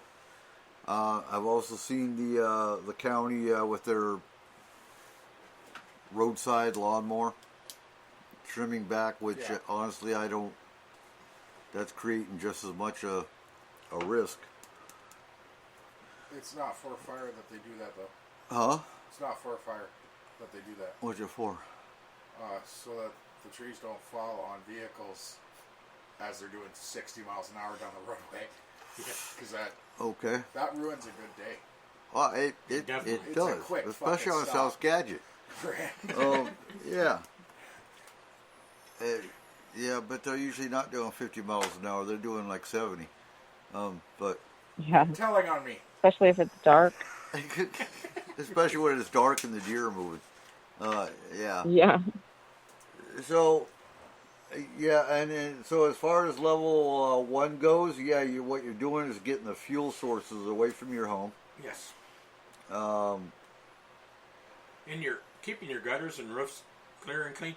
if something happens, if you don't clear your gutters and stuff like that, something happens, like a spark land in one of those with dry. Yeah, you're done. You're done. Your roof's gone. Yeah. So it's pretty much just keeping your close to your home as safe as you can. Something else I'd recommend if you know there's a fire heading your way is to have a charged hose. So, what's a charged hose? So, in my house, a charged hose is a hose that's always on, and I have on the end of it a spray nozzle. So there's always water ready. All I gotta do is pull the trigger on the spray nozzle. That's a charged hose. And you know the fire's coming. Start spraying your roof down, and all the grass within 30 feet around your house. Exactly. It won't burn. I mean, it's really dry, and it's dry down to the root. So yes, you know there are underground fires sometimes. They follow the root of the trees, but you spray the top layer 30 feet around your house. You're creating a barrier. So is there, in Skagit County, is there, with the fire department, is there something that if you evacuate that you can put on your house door fence that says to the firefighters that you're gone so they don't have to come in up to that place knocking on the door and waste their Not time? that I'm even aware of. I know there's some places I've been to that they've said to leave certain things or a sign or a color up on the... An X, a red X. I think that's Around here, yeah, they recommend on your garage door to your house a gigantic red X says evacuated. Okay. Oh. And they know that it's not people inside hunkering down. And is that pretty much a universal symbol? I think so. Okay. Kind of, yeah. Okay. And I know having a number on your door means something different. And again, in Katrina, they put the number on the door of how many dead people are inside. Yeah. Okay, so red X, that's good to know. Also, I was going to say, for those that have the Map Your Neighborhood program book, inside there is, at the end of the book, there is a paper that says okay on one side and help on the other. And that's meant so if you're stuck in your house during any kind of disaster, if you're okay, you put that on, they'll just walk on by. You put help, they obviously know there's somebody inside that's down, that has some kind of medical emergency. So I put a red X on the door and I put okay on the window. That way they don't stop. They know not to check on your house. So, back to this. Homes that are built in pine forest should have at least a minimum safety zone of 100 feet. Okay. If your home sits on a steep slope, standard protective measures may not suffice. Just making sure you're 100 feet.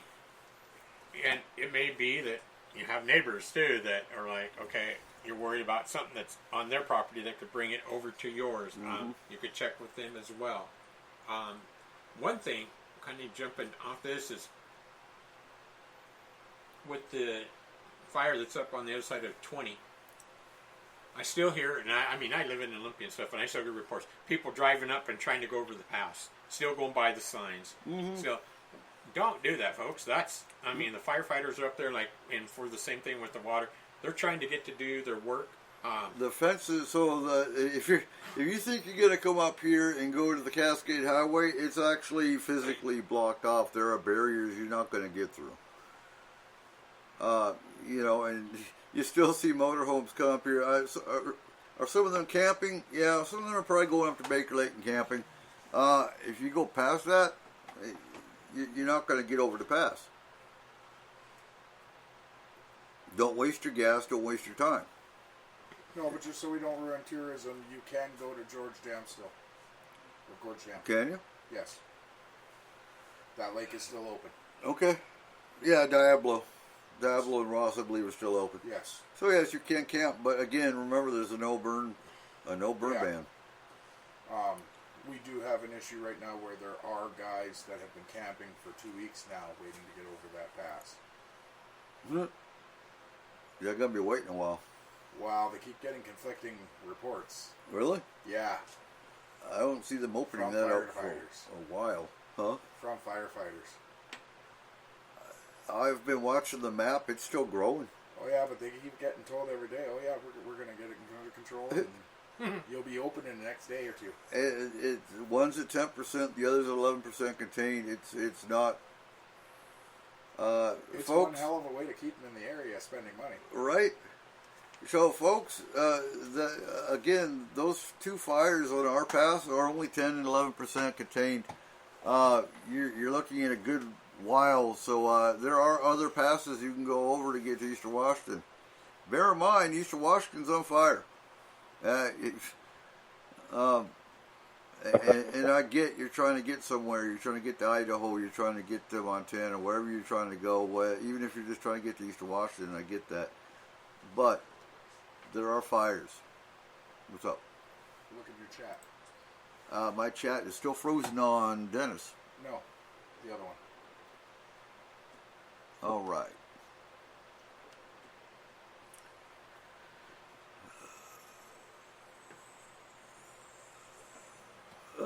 Seattle for natural disasters, where there are community neighborhood disaster centers. We were given these large whiteboards to put. Okay, that's a good idea. Get a large whiteboard to put in your window, or tack. Probably not for fire here, because that's just fuel for it. Just saying.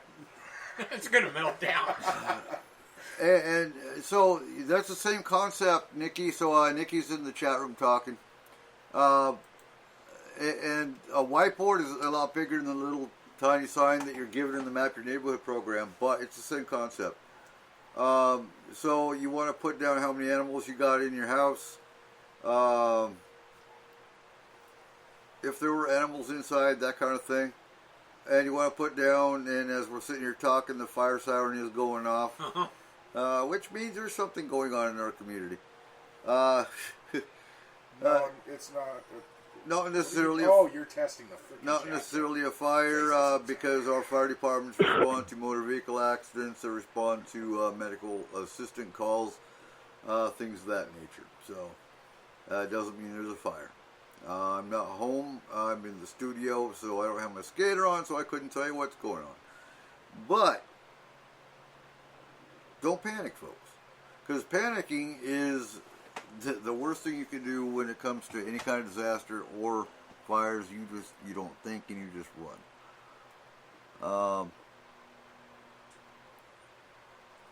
Let's see here. There's Joe. Yeah, your test worked. They're just not talking in the chat room. All right, what do you got? This is something. If you have chimney or stovepipes, equip those with a spark arrestor that meets the requirements of the National Fire Protection. So something just don't drop straight down, blow in and come right into your house. At least it kind of has something to be stopped by.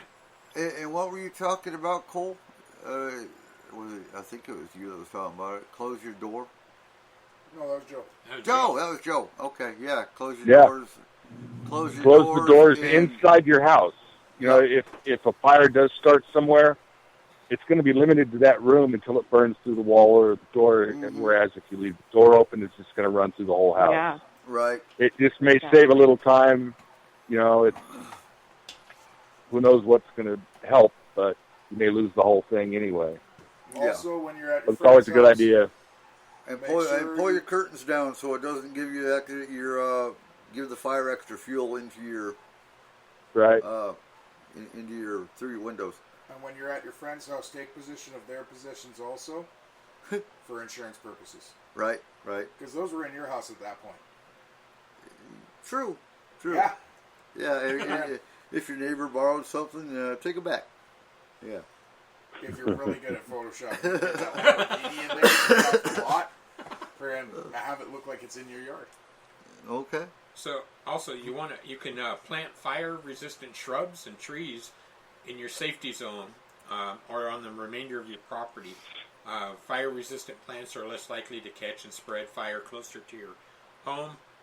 For example, hardwood trees are more resistant than pine, evergreen, eucalyptus, or fir, but they take longer to grow as well. So they're not going to grow as quick, but they won't burn as easy. Yeah, as far as Arnold's plan about the 100 feet out, that's what I've done here. Yeah. I pushed everything out to 100 feet to 150 feet. All branches that are lower than 15 feet off the ground have been chopped. I've taken out some huge trees that were close to the house. It looks kind of bare up here, but I've tried to push everything back as far as possible. And the one route down the mountain, got together with a few neighbors, and we took out everything within 30 feet on both sides of the road so that the path out is clear, at least down to the main road. And the county and the state, luckily in this area, have been going through and getting rid of anything along the sides of the road. They came through with these huge crews and pushed everything back 5-10 feet off of the main roads. Nothing hanging over. Any tree that looks like it might come, it was gone. So they've been working on it, but you never know what's going to happen. And you know, we're in the midst of fire season, so right now is not the time to necessarily do it. But once we start getting some rains, I would start looking in the forest around your property and start marking your dead trees so you can, target them and get them out of the area. Yeah, it's been like a 2-year project. It's been like a 2-year project. All right, what else you got? Look it through real quick. Regularly dispose of newspapers and rubbish at an approved site. Follow local burning regulations, but if you have a fire or whatever, don't be burning newspapers and stuff outside because that stuff blows in the wind and travels a ways away. And again with that, folks, and I get tired of saying this, but we are on a complete burn ban. You can use a propane fireplace only, and that's as long as it's away from vegetation. Yes. Because they don't emit sparks. Well, wait, unless a moth crashes itself and commits suicide into your propane stove. But that's it. But also the reason, with no charcoal, I being a state park ranger for 25 plus years, I don't know how many times we had fires in our campground because people would cook on the gray part of the charcoal, go dump it out in the stump behind their site, and we're done. I'm like, so what'd you cook on, the lighter fluid? Because they wouldn't let it burn off, and then all of a sudden there's smoke coming up, or we have a dumpster fire. Next person come over, lift the lid on the dumpster, poof, you got it. So that's why charcoal has been pretty much, because people didn't know how to take care of their charcoal ashes, and that would be like in a metal bucket, soak in water for 2 days. Mm-hmm. And then it says bury cold ashes in mineral soil. I'd let them sit maybe for longer until it got to a real slurry. Yeah. Because fire can start quickly from hidden cinders or burnt materials that are still hot. It's a big thing with like Eric was talking about. People are wanting to go out camping. They've been shut up for how long now, and they're going to go out and they just want to start having a fire or a barbecue. No, that's not the time. Right. No. And so unless you have your own camper or your trailer where you're actually using a propane stove, great. But the ones camping that want to have a bonfire and a campfire, no, you're a threat. Yeah. I get baffled. One thing I will say is, again, not now, but during the rainier months in Washington State and even Northern California and Oregon, get everywhere you can find all over Facebook the big 55-gallon barrels. Go to car washes. They sell them. The truck washes. Right. They will sell them to you for $10. Sometimes they give them away for free. Collect rainwater. Mm-hmm. Throw a spout on the bottom. Yeah. And it will naturally gravity feed so that you can water almost any area of your area for free. Yep. Absolutely. Especially if you raise it up. Yep. Mm-hmm. Yeah, another thing, I know you touched on this, but you briefly, spoke about spoke about the importance of not throwing cigarettes out the window. I think, a lot of fires are mindlessly, set because of carelessness, and, one little spark is all it takes. Well, we need to be mindful of that. But that's what kills me. Everybody knows don't throw the cigarette butt out. Everyone's got an ashtray, or not every vehicle's got an ashtray, but go buy one and put it in your car. But cigarette butts aren't the only thing. Glass bottles. Yes. How about we don't throw trash out of our car? Period. Exactly. But they don't think about the I just drink my soda or my beer, I'm going to throw the bottle out the window. Well, a glass or plastic bottle reflected in sunlight will also create enough heat to start a fire. It's not just cigarette. It's like a magnifying glass. Yeah, it's not just cigarette butts. Cigarette butts are the obvious one. Absolutely. I get it. We just saw, somebody just saw one throw a cigarette butt out the window, yesterday or the day before. Those are the obvious ones. But don't throw trash out the window. What? S-4 does not promote drinking and driving. Oh, no. Is he? No. Now you? Okay. Yeah. Well, no. You don't. No. Yeah. I usually think I don't drink anyway. But I think of the soda pop bottles. You see them thrown out the window. Yeah. Nice backtrack there. Straight from the beer to the soda pop. I see how that went. Yeah. if we go back like last year and then this year, even along where I live in Olympia, along I-5, it's what they've been finding is glass bottles, jars, whatever. Yeah. And that's what started most of them. I mean, the one I'd like to know, like in Cleellum, just outside of Cleellum the other day, they had a big fire kick off right along Cleellum, and which side? Just west of Cleellum a little bit. West? When you come off out of Cleellum off the on ramp. The side we went Roslyn. through. No, right there. You know where Safeway's at? Oh, right there. Right there. It looked like right there. And because it's all the big pine trees. We were just there, 2 That's weeks the ago. only store I can afford to shop at in Cleellum. They can't burn down. Right. But, no, that area seems to be that way. Think of the Teanaway fire they had a few years ago, and then they had the one on the opposite side of 97. It's always bad there. Yes. When we were there, we ran a propane fire pit the whole weekend. It only ran for about 4 hours a night, and then there was always But we also had water around. We always had water and running water, and we also always had 2 people sitting beside it the entire night because me and June slept on recliners right beside the fire. Yep. So. Yeah, and you should have a shovel as well, to pick up dirt and soil and smother the fire. I didn't have a choice on the shovel part. I had to dig a grave, so. And I mean, you what kills me? You still hear fireworks today.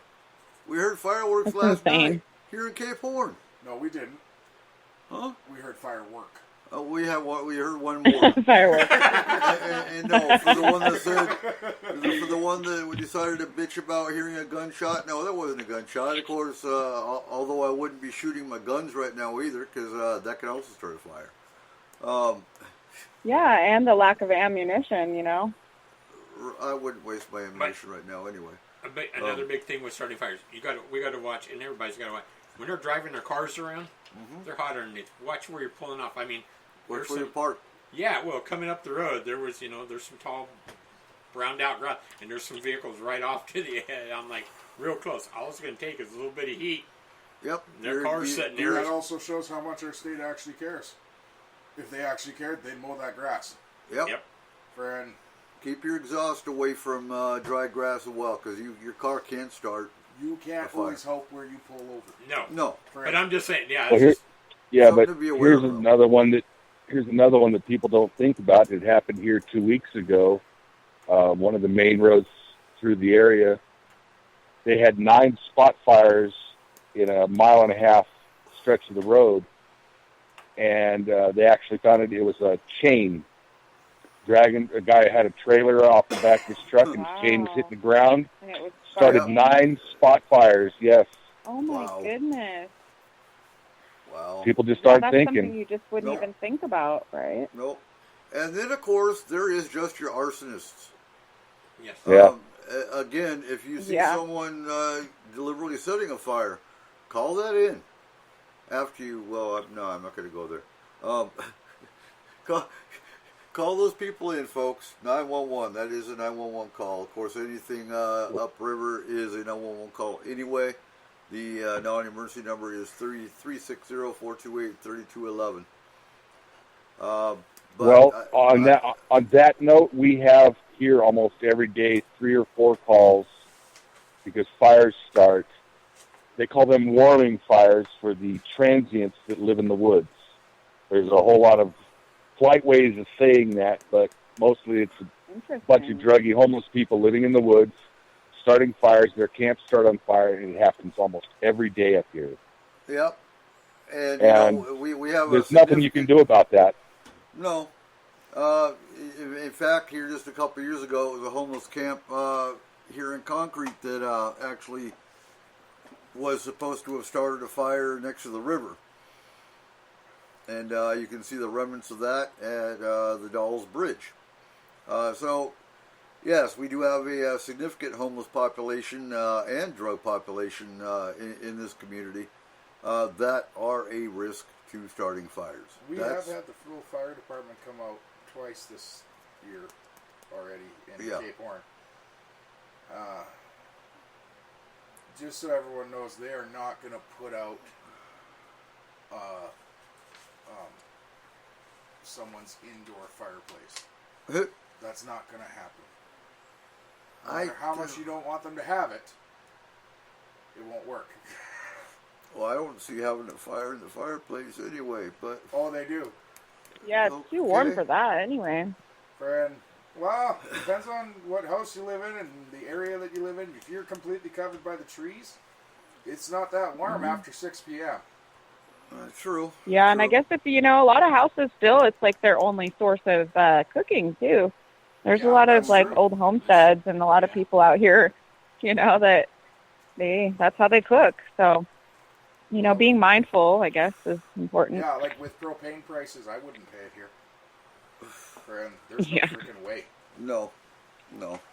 It just, be mindful, folks. Be mindful. You don't want to be wasting your... If you see smoke from a chimney, don't call. There's no freaking point. All you're doing is wasting the firefighters' time, and all of our firefighters are volunteers. And if they don't have time for this that crap. call, and another one comes in, it's like, oh shit. Yeah. Mm-hmm. Yeah, they're already, worn thin on resources, and I guess I think another thing we can also remind people is that they can donate to, the firefighters and, also volunteer, like you said. A lot of these organizations in the community run on volunteers. And like I said, in the Upriver group, if you're willing and able, go join your local fire department because they all need help. They're all looking for volunteers. So go join your volunteer fire department if you want to help the community out. And that's probably, the same nationwide. This is an international show, obviously. But nationwide, most small rural communities like ours have volunteer fire departments still. Look into it. Maybe not all of them need help because not all of them are going through a hurricane season in the south. Not necessarily fires going on. They're getting rain, that kind of thing. Spots in Australia have 9 feet of snow, so they probably don't need firefighters. No, they don't need firefighters. One guy had a picture up where his entire door was gone. Like he couldn't see anything. Too much snow? Oh yeah, it was above the door. Are you ready for snow?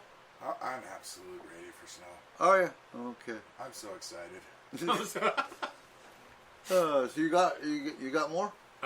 Yeah, there's a few more. The one thing we were talking about, place a lawn sprinkler on the roof near above ground fuel tanks and stuff. But if you're going to do that, if you're going to take the time to go up there, hook a hose up to it so you can just turn it on as you leave and let that sprinkler go. Yep. I mean, especially if it's one that's going to go back. That way, it's going to keep that section wet, whatever. But if you're going to take the time to put a sprinkler on your roof, run a hose down it so you can have it connected, and all you got to do is. You know what I worry about with all this drought? Because every year seems to get worse as far as the dry weather goes. I worry about my well. Yes. My well was established in the 1970s. I don't know. You can't test the aquifer necessarily. So I just hold my breath every year when we. And that's one reason I haven't really watered the garden per se. We water the above ground garden, but I haven't touched the corn and the pumpkins. And they're still green. There's still enough moisture in the ground. They're still doing fine. And maybe in a couple weeks I will run my irrigation trailer out and give them some water. But I just worry about my well every year, because every year it seems to. It's not even August yet, and our creek doesn't usually dry up until August. And it's already getting down to where it's barely trickling. And that's one thing I would say is with putting a sprinkler on your roof, check with your local water company and make sure you're allowed. Yeah.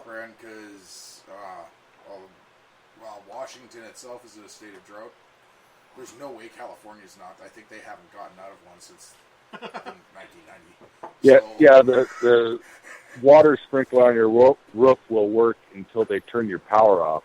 Yeah. For the fire and burns. you've got no power to your well, and there you go. Yep. Yeah. And real quick, Joe, PBR's in the chat room. He wants an owl report.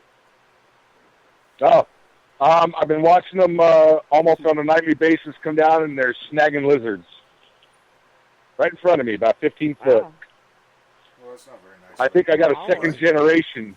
I had one owl hung out for a long time, and then I saw it and had two little owlets with it one day, and they're starting to grow up, and they still hang out here. What if that lizard had a freaking futurist like Godzilla or something? No, they also have these big old B-50. I call them the B-52 bugs. They're kind of like a big. His family. And they love those things. What about the bear report? You've been talking more about bears than owls lately.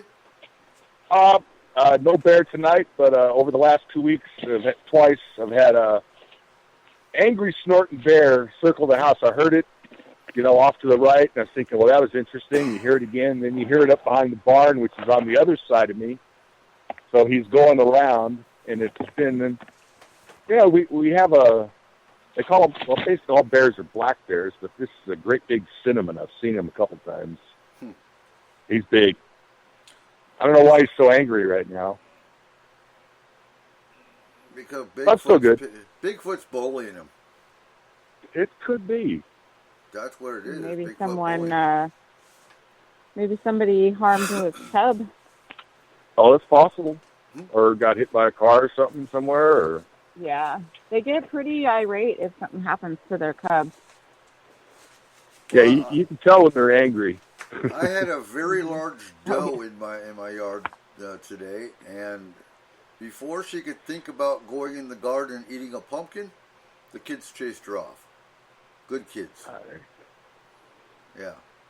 She didn't get my corn. That sucks. I've had them eat my corn before. The minute they eat the tops off the corn's dead. Yeah, there's plenty of bear scat with cherry pits in it up on the mountain today. Yeah. But it's weird. They didn't touch the beehives.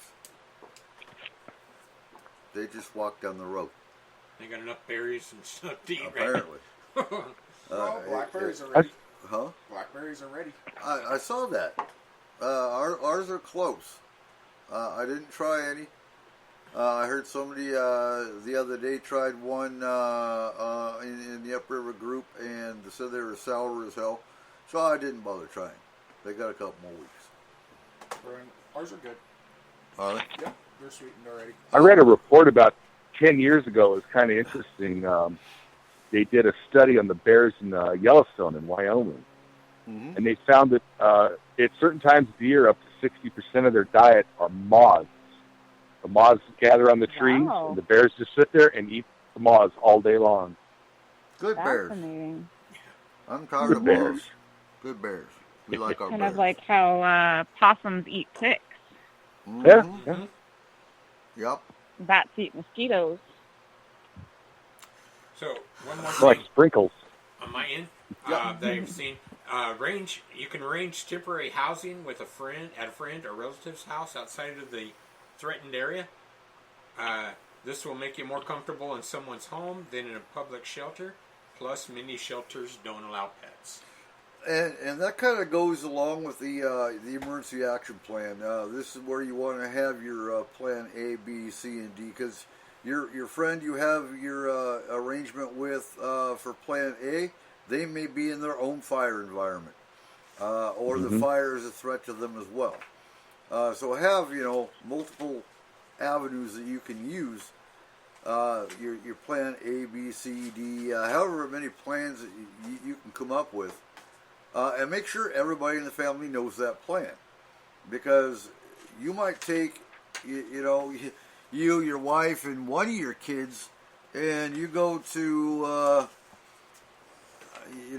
Frank's house, but do your other two kids know where you're going? You want to have your plan written down. So okay, we're the plan A is to go to Frank's. The plan B is to go to George's. Have your different, so they can call Frank and say, "Hey, is my family there?" And Frank will say, "Yep, they're here," and they know where to go. That's all a part of your emergency action plan.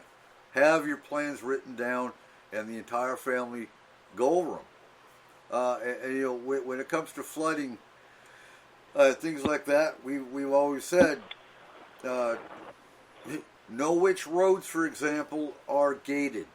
So take your family on a picnic. Go up some of these side roads. See if they have a high enough elevation. It's going to be scenario based, obviously, but you want to have all your different scenarios written out, what you're going to do, and the entire family knows. Carry bolt cutters. I would put that in part of your roadside kit. Yep. Just keep it always there, always ready to go. That gate up by your house, is that you can't reach that with bolt cutters? Don't have to. I have a plan for that. Yeah, we would get through that. Okay. But I'm just saying, most of the gates I worked around, like on Snoqualmie Pass up on the truck, they had a big shot. There was no way you're getting a bolt cutter up in that. No, that one. Oh, I have a set of bolt cutters. That particular gate. Odyssey. Yeah, that's what I was thinking. And those are my bolt cutters. So we're pretty much. Do you have any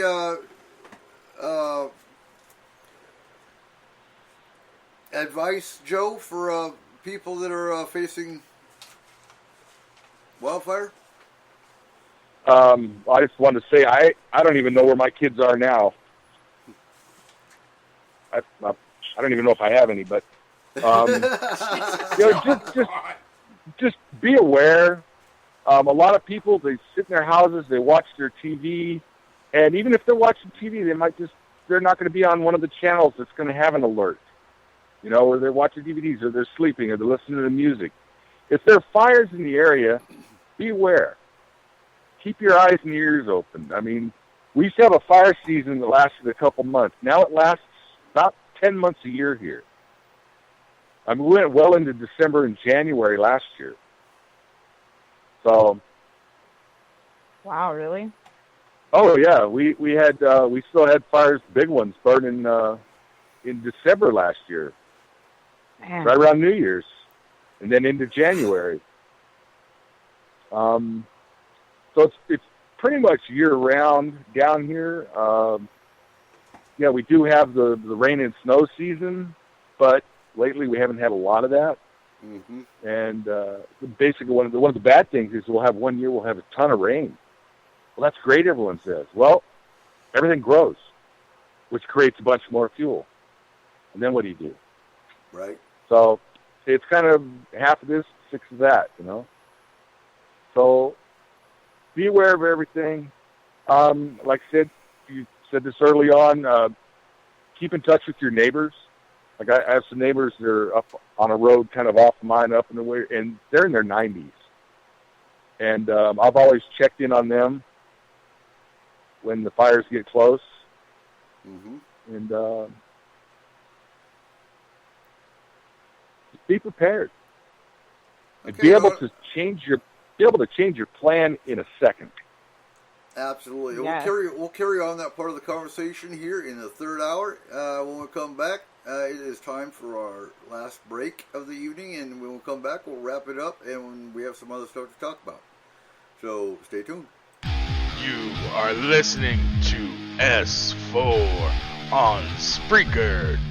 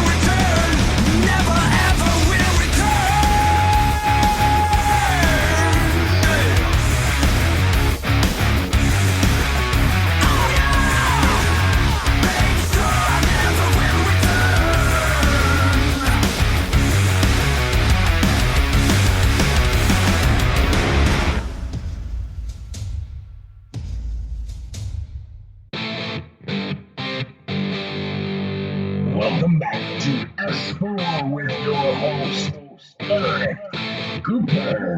And welcome back to the last hour of S4 this week. Next week we are going to have a round table. Because, well, next week is August 1st. And who the hell was expecting that? Right?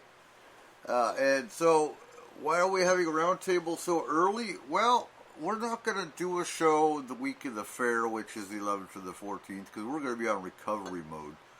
So we're doing our round table next week for the August round table. And because we do what we want.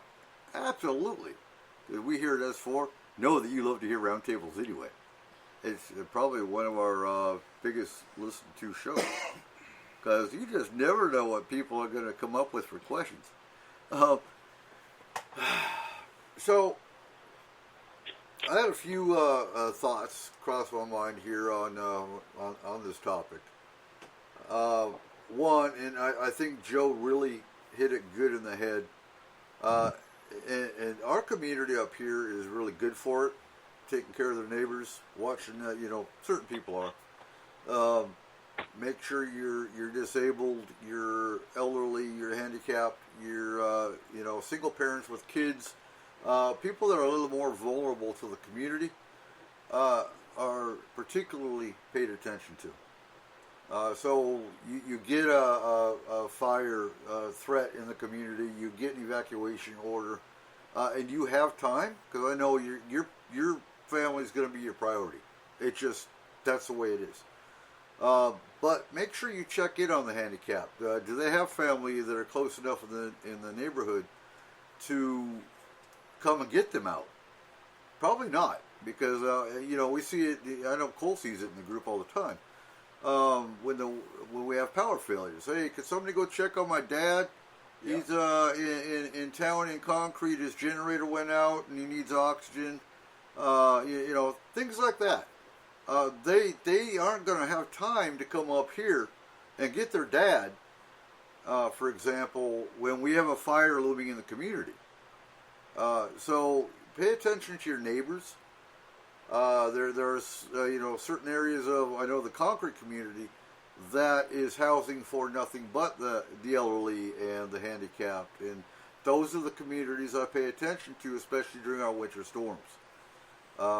We just lost a gentleman here in the Cape who lives alone, unfortunately, and he passed away during that heat wave at the beginning of the month, and they found him last week. Yeah, and that's 2 weeks he was deceased in his home. Yeah. And that's very sad in that there was nobody to check on it. That's why it took so long. Family didn't miss him. Whatever the case, maybe he didn't have family. Who knows? But these are the situations we want to avoid. So know your neighbors, and that's where Map Your Neighborhood really comes in handy. I believe they did away. I never will, because I like that program. But they replaced Map Your Neighborhood with another preparedness program. I know the Washington State Emergency Management did. I don't know so much about the local because they don't talk to us.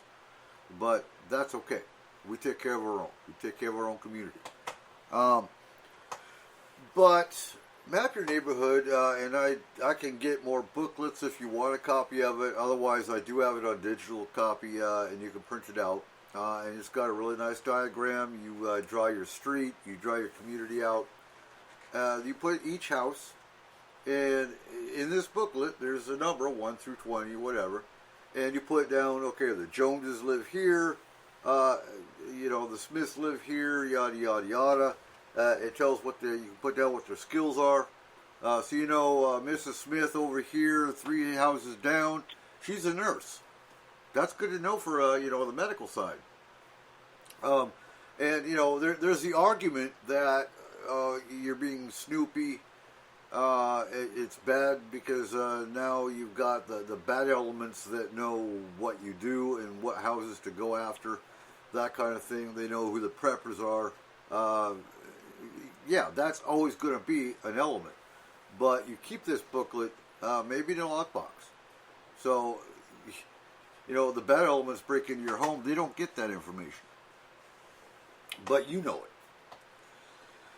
And again, that's the same booklet I was talking about earlier. It's got okay on one side and need help on the other, and you put it up in your window. So when you're walking through your neighborhood to check on all the neighbors, and you see okay, oh, there's no sign on that window, so either they just couldn't get up to put the sign up, or they're not home. But we better check on that house anyway. And then, of course, need help down here. And that's where CERT teams come in handy. And that's your Community Emergency Response Team. And that is about a 2-month training program offered through your Department of Emergency Management. It is a nationwide program, so check in with your emergency management office and ask them about a CERT team. Or you can even Google it. Pascagoula, Mississippi CERT. And it'll pop up if you've got one. Because they usually have Facebook groups, or they have, a website designated to Pascagoula, Mississippi CERT, whatever the case is. So there you go. That's how you get involved with your community as far as an emergency response team. We don't have one designated upriver. I've been working on that, but then COVID happened, and we made it halfway through the course, and they stopped training. They did the social distancing, and we couldn't finish the course. They're working on that. They're working on a whole new format for it. So one day we will be able to have a CERT team designated solely for upriver. Now that's to be determined whether do we want to have one in Marblemount, one in Rockport, one in Concrete, or do we want to have one one for each community, but we all get together to train, that kind of thing would be ideal. So there's that. Another thing, kids and disasters. So talk to your kids openly and honestly. Don't scare them. Let them know Mommy and Daddy have it handled. There's nothing to worry about. There are threats that can happen, but here's what we do, and include your kids in your emergency action plan so they feel more included. So have them grab absolutely. In our case, we have old school book bags, and that's our kids' essentially a bug out bag. It's not packed right now. We got to repack it, but take some extra clothes, throw a couple changes of pants and shirts, underwear, socks, that kind of thing, and maybe an extra toothbrush. In our case, our kids have a flashlight with extra batteries. It's their bag to where if Mom or Daddy say, "Hey, we gotta go now," they have that bag to grab, and we're out the door. Headlamps are really good too. Oh, absolutely. I love headlamps because you can still work. They're real bright usually. I don't know a whole lot about the lumen aspect and all that, but they free up your hands. You can still do what you got to do. And something to bring up, if you got to evacuate and you have propane, if you have natural gas running your house, turn that off before you go. Make sure you turn that off. Turn off your water. Unless you got sprinklers up on the roof, obviously don't turn off your water. But make sure your gas is turned off. Any kind of combustible, any kind of explosive kind of thing, keep away from your house. Like Arnold said, with a 100-foot radius. Yeah. I believe it was. This is something you might want to, like we were talking about in the second hour, you might want to think about. And like Joe said, it's a 2-year plan. Start looking around. Look up. So Google Firewise.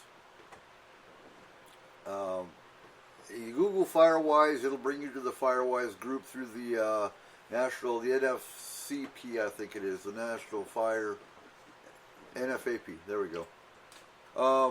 And they actually have community projects where you can actually go by their checklist, which is the exact same thing we pretty much talked about tonight, and it gets your whole community involved.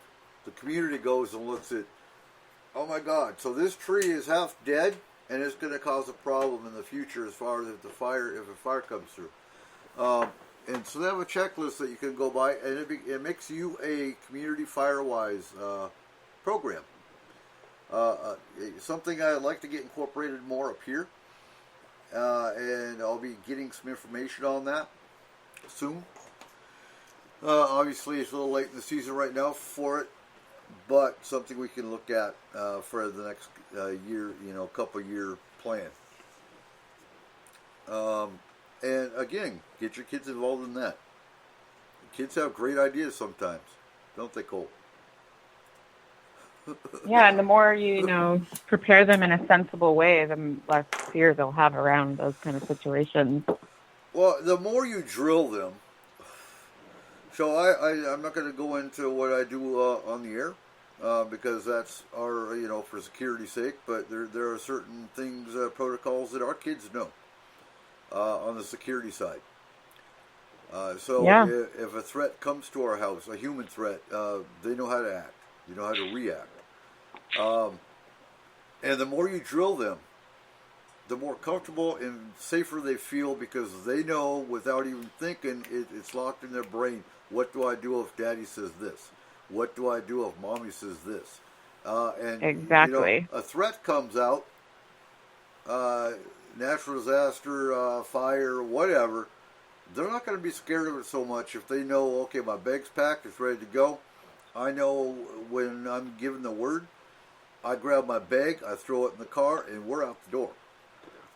So, yeah, get your kids involved with the plan. Something when I was doing a little more research for this show tonight, there was a video I was watching about a disaster fair, and the woman said, take your pet carrier and keep it ready to go. So you've got your cat, you got your dog, have carriers ready for them. And for your kids. And for your kids. Yep. Definitely have a big carrier for the kids. Not that big. No, you just want to stuff them in? Yeah. Okay. Definitely. One of the little pug ones. You know what I think of? Oh my God. No, I think of that dinosaur cage on the back of that truck. Yes, there's all Cole's kids. They're in the back of the T-Rex cage. Yeah. No, it's more like where they put the hunting dogs in the back of the truck. Each side. No, that's too much freedom. With their heads. Too much. They can't have sunlight. It would just be their heads sticking out of the hole. That'll work. But yeah, have extra, cat food, dog food. There 2 extra waters, food carriers, whatnot, ready for them. Maybe even some catnip or a chew toy for your dog. That didn't work on the kids. No, catnip didn't work. Didn't do nothing for them. You gotta make it in the tea. I guess, But have an extra leash, because leashes get lost really quick. Have an extra leash, extra collar. I know Jalen's probably got a spiky one. Yep, he's cold nodding. Oh, yeah. But have them ready to go. Now, normally your cats and dogs, once they see a carrier, dogs usually don't mind, but a cat equates the carrier with the veterinarian, and they won't. Yeah, they'll run and hide when you bring the carrier out. Grab the cat first. Put them in it sounds cruel, but as one woman said, put the cat in a pillowcase, because then you've got them safe. They can't scratch you. I prefer a burlap sack, thank you. Oh my goodness. And carry the pillowcase, with the cat and the carrier to the car. That way they don't see the carrier. You've got the cat safe, and you're out the door. Kind of like blinders on a horse, I guess, huh? Huh? Basically, yeah. Basically, you blinders on a horse. That Yeah. could be the same thing for a cat. Yeah, get blinders for a cat too. But yeah, they wouldn't go with Oh my goodness. But yeah, you want to include your pets. And like I said, would I grab my chickens? Probably not. I would let them out and I would roll. Chickens are replaceable. I don't make pets of my chickens. They're egg layers. And I'm going to get hate mail for that. But that's okay. It's part of being on a farm. Yeah. And better than PBR. what some people would do to your chickens. What? It's better than what some people would do to your chickens. We won't go down. That's a whole other show. A show that's a whole other show that I really don't want to go down that rabbit hole. I didn't say anything about the rabbits. But we brought into those too. Oh God! Look, we mentioned earlier about the importance of being aware, and I was sitting here just scrolling through our local Nevada County fire channel on the Facebook. Right. And there's fire just broke out in North San Juan, remote, heavily forested. It happened about half an hour ago. They ordered the bomber not to leave the airport, which is about 4 miles away, and they took off anyway, made 2 runs, 2 drops. Then they were ordered to get back to base, and those guys are probably in trouble. The spotters stayed up, and they can't get the vehicles anywhere near the thing. The guys have at least a half mile to a mile walk into the fire. They have their incident command set up. They've got CAL FIRE there, and there's a bunch of locals up there that, for whatever reason, are fighting with the firemen. So now they're having to send in sheriffs and the local police to try to take care of them. You just never know, man. It's always fun here. Right? You got to move to Washington. Yeah. I heard the firemen are trying to get them to leave, and then they're saying that they're not going to fight it. Or... But, that reminds me of Darrington. So, how long have you been in Darrington, Harmony? About 5 years, but I've been coming here for, 20. Do you remember the fire? I think it was last year, actually, that was so far up the mountain, they couldn't get to it? Yes, absolutely. I know a lot of people that were very nervous about that because it was so close to town. But they got it out. But yeah, you never know where a fire is going to start and if they can even get to it. And that's really where the fire lines come in. Where so what's a fire line? Fire line is where your wildland firemen basically cut down a row of trees with an attempt, and they'll water it down and kill all the underbrush to try to make a line where the fire will basically run out of fuel. Try to dissipate. As long as it doesn't jump that fire line, that's where you have to worry about the wind or the self-made weather, depending on how hot and how strong that fire already is. Based on how wide they make the fire line.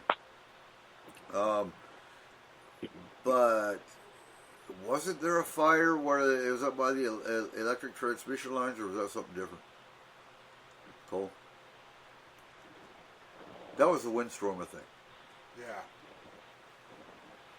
So, we have all kinds of hazards upriver. I remember, I think it was last year where we had the 100-mile-an-hour windstorm that came through, 60-mile-an-hour windstorm, whatever it was, that took out the power at the transmission lines that they couldn't get to. And so we were without power for 4 or 5 days.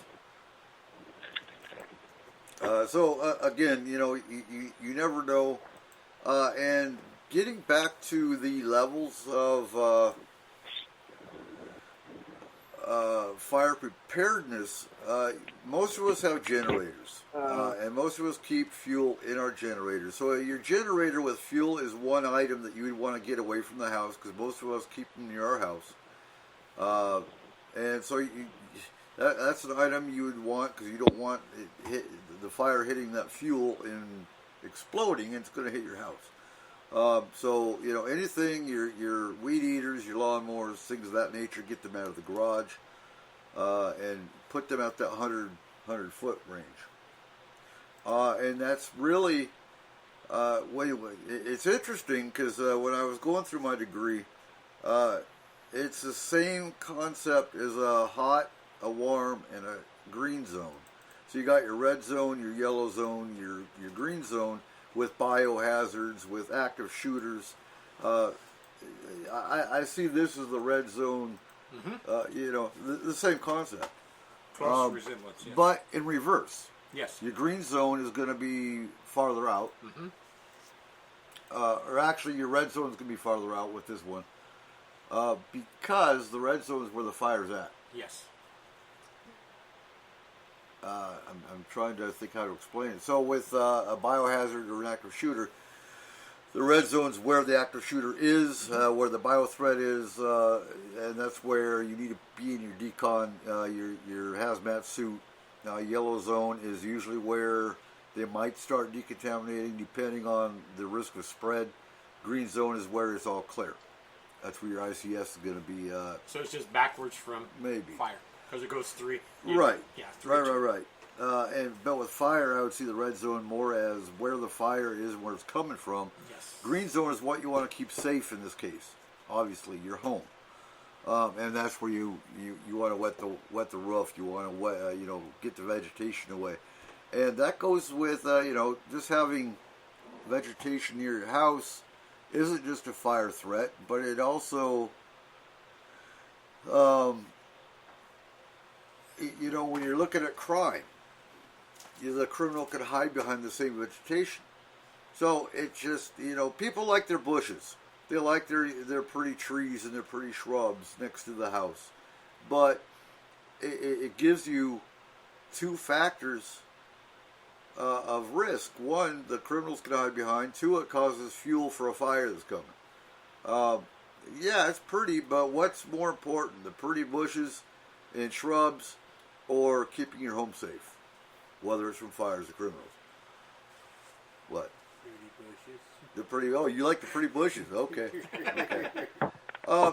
Well, it's recommended as well to take in taking care of your home that you shouldn't have any shrubs too close to your house because they will wear on your house or create mold or different things like that. So you want to protect your home as well.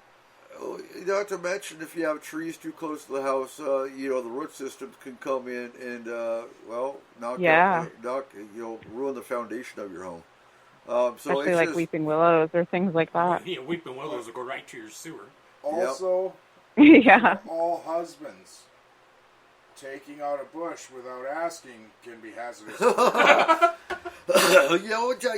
Absolutely. That goes with, we don't need a domestic violence over the show because some guy's going to say, yeah, they told me on S-4 to go out and cut down all the bushes. And, check with your wife first. Make sure it's a family agreement, please. And that's why I say the bushes are more important because they're all still around the house, guys. Yeah. So. Well, you've seen my house. Oh, yeah. So, I can add some stuff, but this is kind of at the end of a fire, or during a fire. Let's start with that. Okay. Trying to help these firefighters that are flying the planes, the helicopters. What are we hearing about? Drones. Oh, God, yeah. When the drone's up in the air, the planes can't, the helicopters can't fly. The planes and helicopters can't fly if you got a drone. So, please, I just heard it recently somewhere where there was one, and they had to shut down everything. The pilots and all called in and went, we can't fly, there's drone in the air. That happens all the time down here. It happened at Tamarack Fire just the other day. I'm going to interject with this here in general because it's not just drones. It's looky-loos. Exactly. Folks, if there's a fire, don't grab the family or don't grab the car and go look at it. Really. One, you're putting yourself at risk. But no, actually, number one, you're putting the fire department at risk because you're getting in their way. Mm-hmm. You see, I'm going to say this too. And it shouldn't have to be said, but I have to say it anyway because, being on the fire department side of it, we've had to sit in the damn parking lot for 5 minutes with our red lights on trying to get the hell out of the parking lot from the fire, from the fire station. It shouldn't have to be said, but it has to be because there's just people that are that stupid. You see red lights coming up behind you or a siren, get the hell out of their way. And with that, so this is confusing because I've seen some cars that have green lights that are just stupid. They aren't part of the fire department. But some stations, I know Grassmere doesn't, but some stations have green flashy lights. Those are designated only for volunteer firemen. They're called courtesy lights. So you might see them, and if they're going fast, and they have green strobes, green flashing lights, it's not a legal thing. You don't have to legally get out of the way because they're called courtesy lights. But put yourself in somebody's shoes and say, that's a volunteer fireman trying to get the hell out of the station or trying to get the hell out of the site. I might want to get out of the way because it might be my home. Or what if it was my home? I would want them getting there quick. Or my family member. Or my family member, yeah. Yes. Because they go to motor vehicle accidents, they go to CPR assist and medical calls, they go to fires. But, yeah, green blinky lights, green strobe lights, red and blue lights. I mean, come on. Y'all know what the hell they mean. You see a fire truck trying to get out of the fire station with his lights on? Stop. Just stop. It's really that simple. Speaking of a-holes keeping firemen from doing their jobs, I'll give you a quick update. Okay. They've got 2 subjects at gunpoint at incident command at this fire.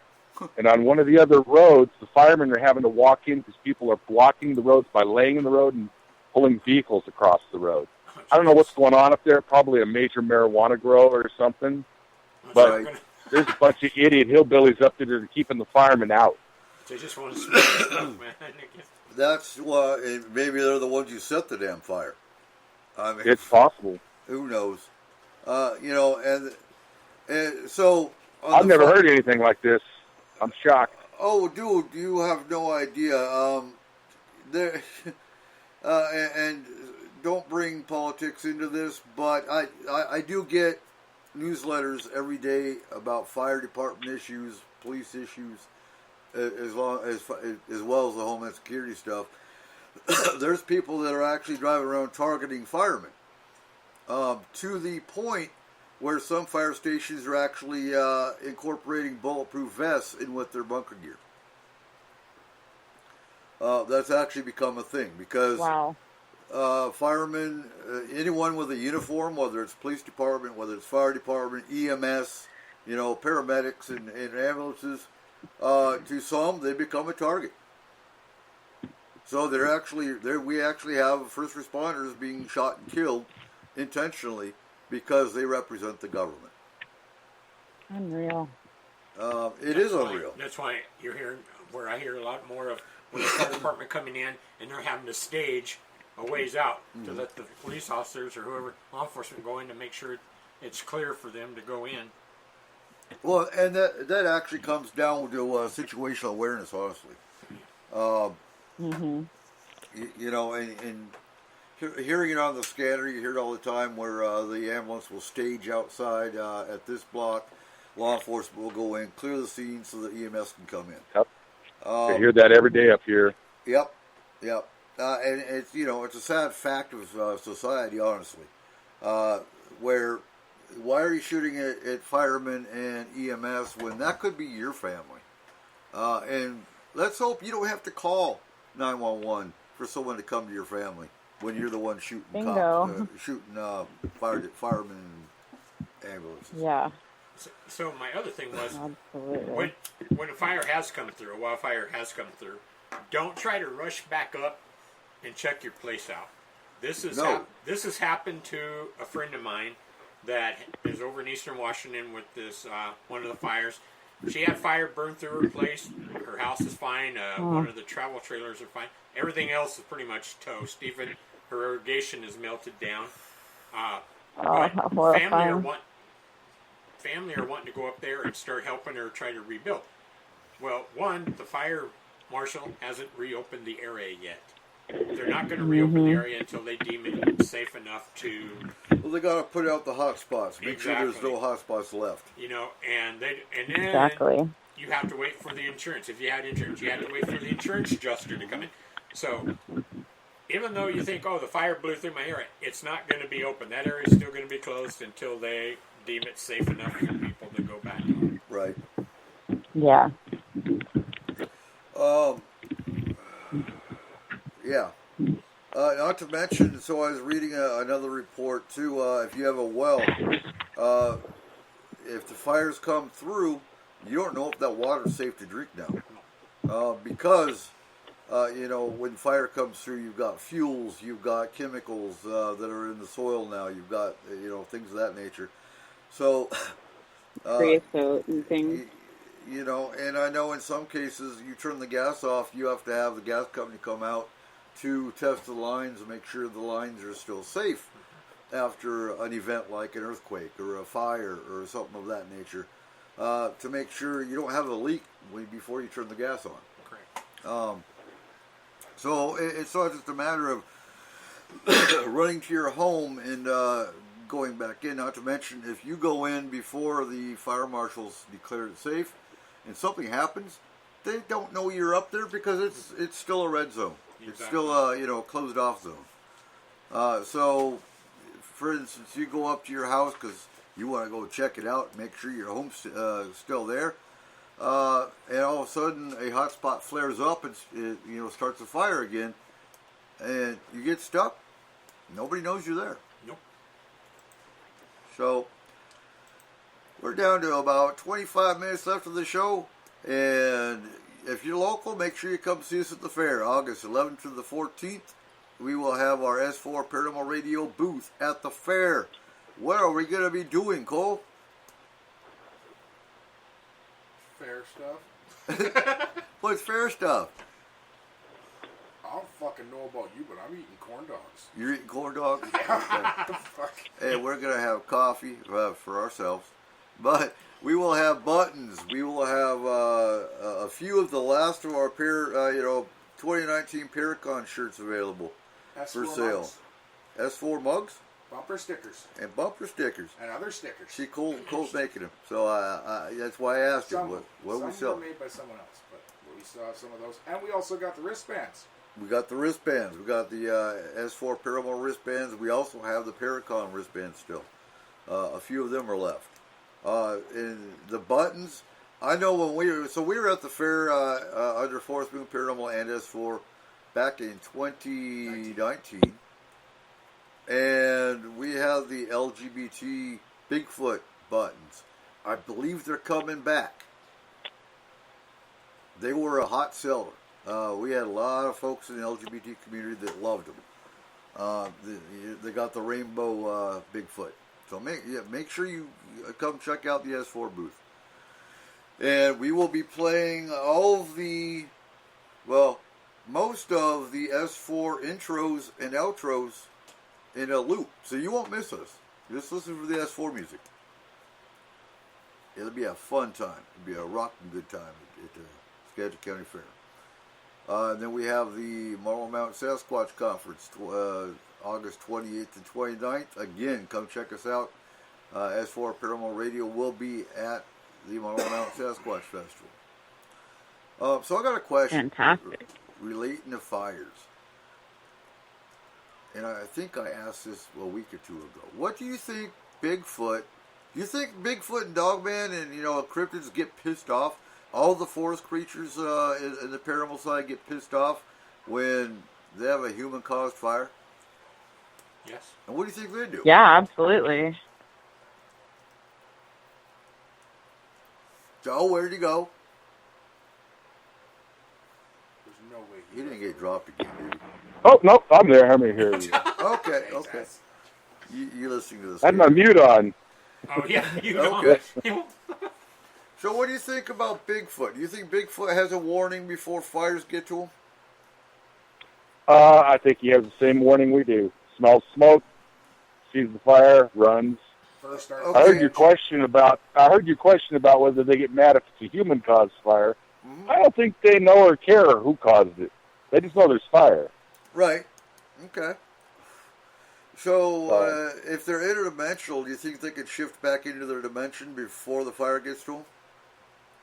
That'd be a neat idea, except for the fact that there are mysterious reports over the years of burned up Bigfoot during big fires, or even when St. Helens went off. Now, if they had a portal, why didn't they get out? Supposedly they lifted some burned bodies out of that, found a couple live ones. Right. That was an 80... I want to say 82. 84? Yeah. 82 or 84. I think it was 80. 80. Okay. 80. Okay. With St. Helens? It was, yeah. That was 80. Yeah, 1980. Yeah. They took, I believe, one, maybe two that were still alive. They were a little bit burnt, but they were still alive. They're doing okay. And they helped them, I don't know if helped them is the right terminology, but they took them into Fort Lewis. The National Guard was called in. They took them to Fort Lewis. They stayed at Fort Lewis for 2 weeks at a facility. And then they were shipped off to where? California. To a Bigfoot facility where who the hell knows what happened to them. That's a mission for you, Joe. I need you to go find that facility for us. I'll be looking for it. I'll do You'd some be surprised how much of California is federal land that you can't step foot on. Yeah, this is true. But a drone could get there. A drone. A drone. And it's only a matter if you get caught flying the drone over the federal facility. Anyway, I didn't say that. Yeah. Anyway, speaking of drones, and getting back to the looky-loo aspect, real quick. Yeah, you have any kind of disaster, any kind of emergency, stay the hell away from your first responders. Don't fly your drone over the fire because, like Joe said, like Arnold said, drones up in the air, they ain't flying. It's the same with search and rescue, which is why they hate, independent searchers. Because the minute a drone goes up, the helicopter can't go up. Well, not just that. Right. Like if you spent right. $2,000 on a drone, still remember it's fucking plastic, guys.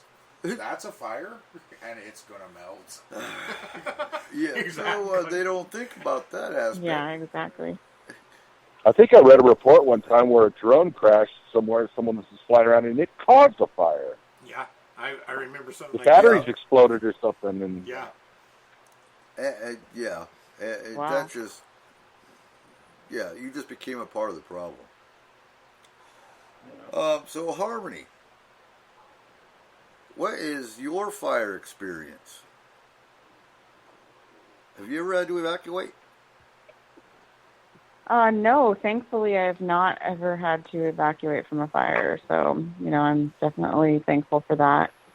My mom, however, she had a house fire when she was young and was trapped in a bathroom and told me, all sorts of things about that. So I had a lot of fear instilled in me as a child, and, I've been trying to, break through that for years, and I've come to peace with, if it happens, I'll have good instincts and know what to do in the moment, So Arnold, so does the Washington State Parks Department, do they have a fire plan? Yes, each park has a emergency plan for fires. The route out, what you're supposed to call it. You go down a big checklist. Is it pretty much the same plan statewide, or is each park responsible for getting their own? Different, because of different routes out. Routes out, okay. And different terrain, where to go, where to send people. Like Lake Sylvia, I'll take for example. If there's something happens, the main road, there's only one way in and one way out of that park. Right.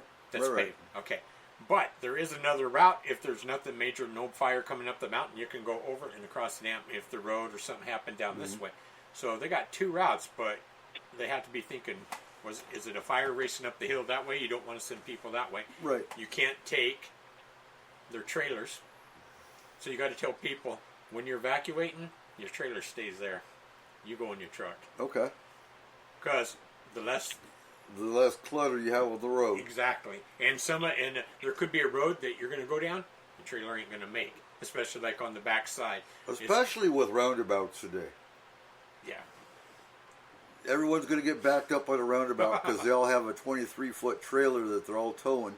Not all of them know how to navigate a roundabout anymore, or yet. Normally, that like makes sense. Over by Steamboat Rock right now, or Peregrine Lake, they both evacuated. Those state parks have been evacuated. That means they knew the fire was coming. They've got everybody out. So pretty much all that are staying there right now are the staff, the park rangers, and they're in their house. But if they're in the area, they're going to be leaving too. They've got everything shut down, locked up, and they might, like at a lake like that, if they're watching coming, they might turn the sprinklers on, the irrigation. Okay. Let it run.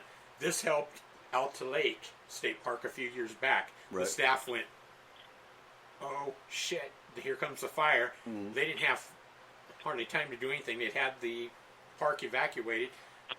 They hit the switch, let the sprinklers come on. It saved over half of the park from burning. Otherwise, if they hadn't have done that, wow, you'd have had Marshmallow City all over the place. But each park is different just due to the fact of the layout and stuff. But there are some things that are standard. Right. But when it's going quick, it's... So it's a state park. Don't most do? I know some of them do. I know you've got DNR, you've got the Forest Service. They've got their own fire trucks. I would imagine you call in local fire as well. Yes. Most state parks are going to have a, little fire pumpers in the back of some of their trucks that are maybe 5 minutes worth of water. They're meant for this quick. But some have bigger ones you pull, 300 gallons. Some have bigger rigs than that. Right. Like over in further east.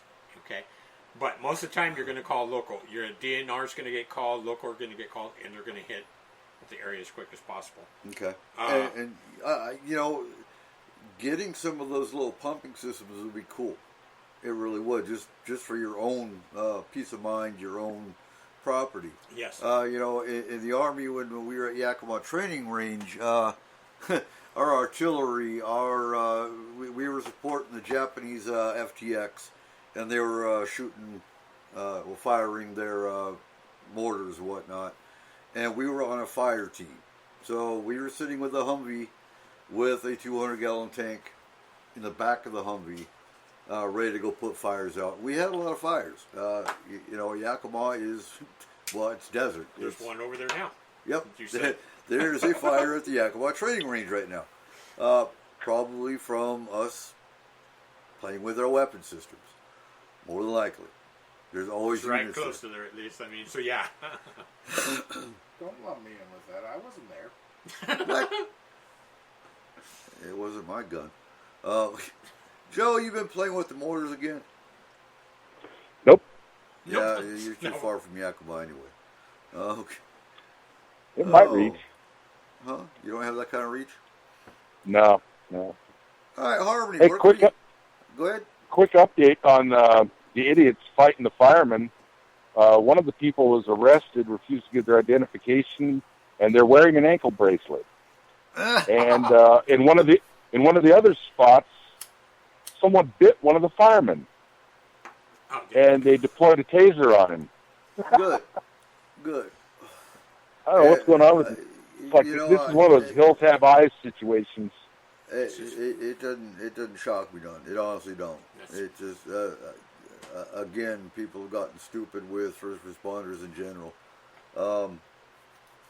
During the Paradise Fire, they had a bunch of the units staging down the road from the fire. Mm-hmm. Someone stole one of the fire trucks. Well, they caught him 3 counties over, but still. I would like a fire truck too, but no, I would love to have a fire truck. One. Harmony, where can we find your book and where can we find your YouTube channel? Yeah, you can find Birthing a New Paradigm is the name of my book, and you can find that on my website under wildcraftwellness.net. You can also find it on Amazon.com. You can get a copy, a hard copy, or you can get it on Kindle as well. And then if you want an inscribed copy, you can go over to my Etsy at Wildcraft Wellness.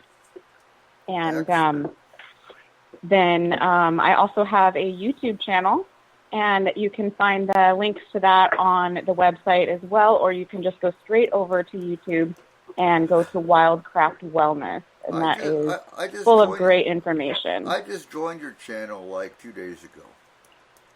Oh, great. Awesome. So, yeah, be sure to give likes and comments. That helps the algorithm. I will. Awesome, also, you can find the S-4 Paranormal Radio. Just look for it on YouTube, and you can find our channel there as well. We have a lot of the old shows, the first year type shows, because what's in the archive on Spreaker is the last 3 years, I want to say, and I believe the first 2 are on YouTube. So also look for Eric Cooper, and you'll look for Eric Cooper S4, S-4, and I know when I lost my account, actually I changed computers and it wouldn't let me sign back into my S4 channel. So just look for them; they're both there. Again, look for us at the fair, Skagit County Fair, August 11th to the 14th. Next week we are doing another roundtable. Our August roundtable will be next week. And I hope you learned something in the show tonight. Again, if you're listening tonight for the first time, because, I did put it in the Upriver group that we were doing this show tonight, because we do these kind of shows really seasonally, but based on the fire situation right now, we felt it was probably prudent to go ahead and do a public service fire response, evacuation response show. We'll do our winter preparedness show in probably October. And, you know, in the past we've done active shooter shows for beginning of school season. So it really, the current event side of what S4 does is really situational based, based on the climate of what's going on. You know, again, this isn't a normal show tonight. It's normally paranormal. And I understand that not everybody in a community group is into the paranormal. So, again, if you need more information, send me a friend request on Facebook. And if you're local, I will approve it and get you, let me know what you're looking for.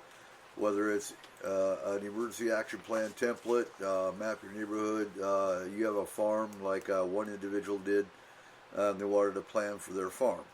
Or if you just want everything, I've got 2 folders of information that takes about between 6 and 8 emails to send it all out because of file size.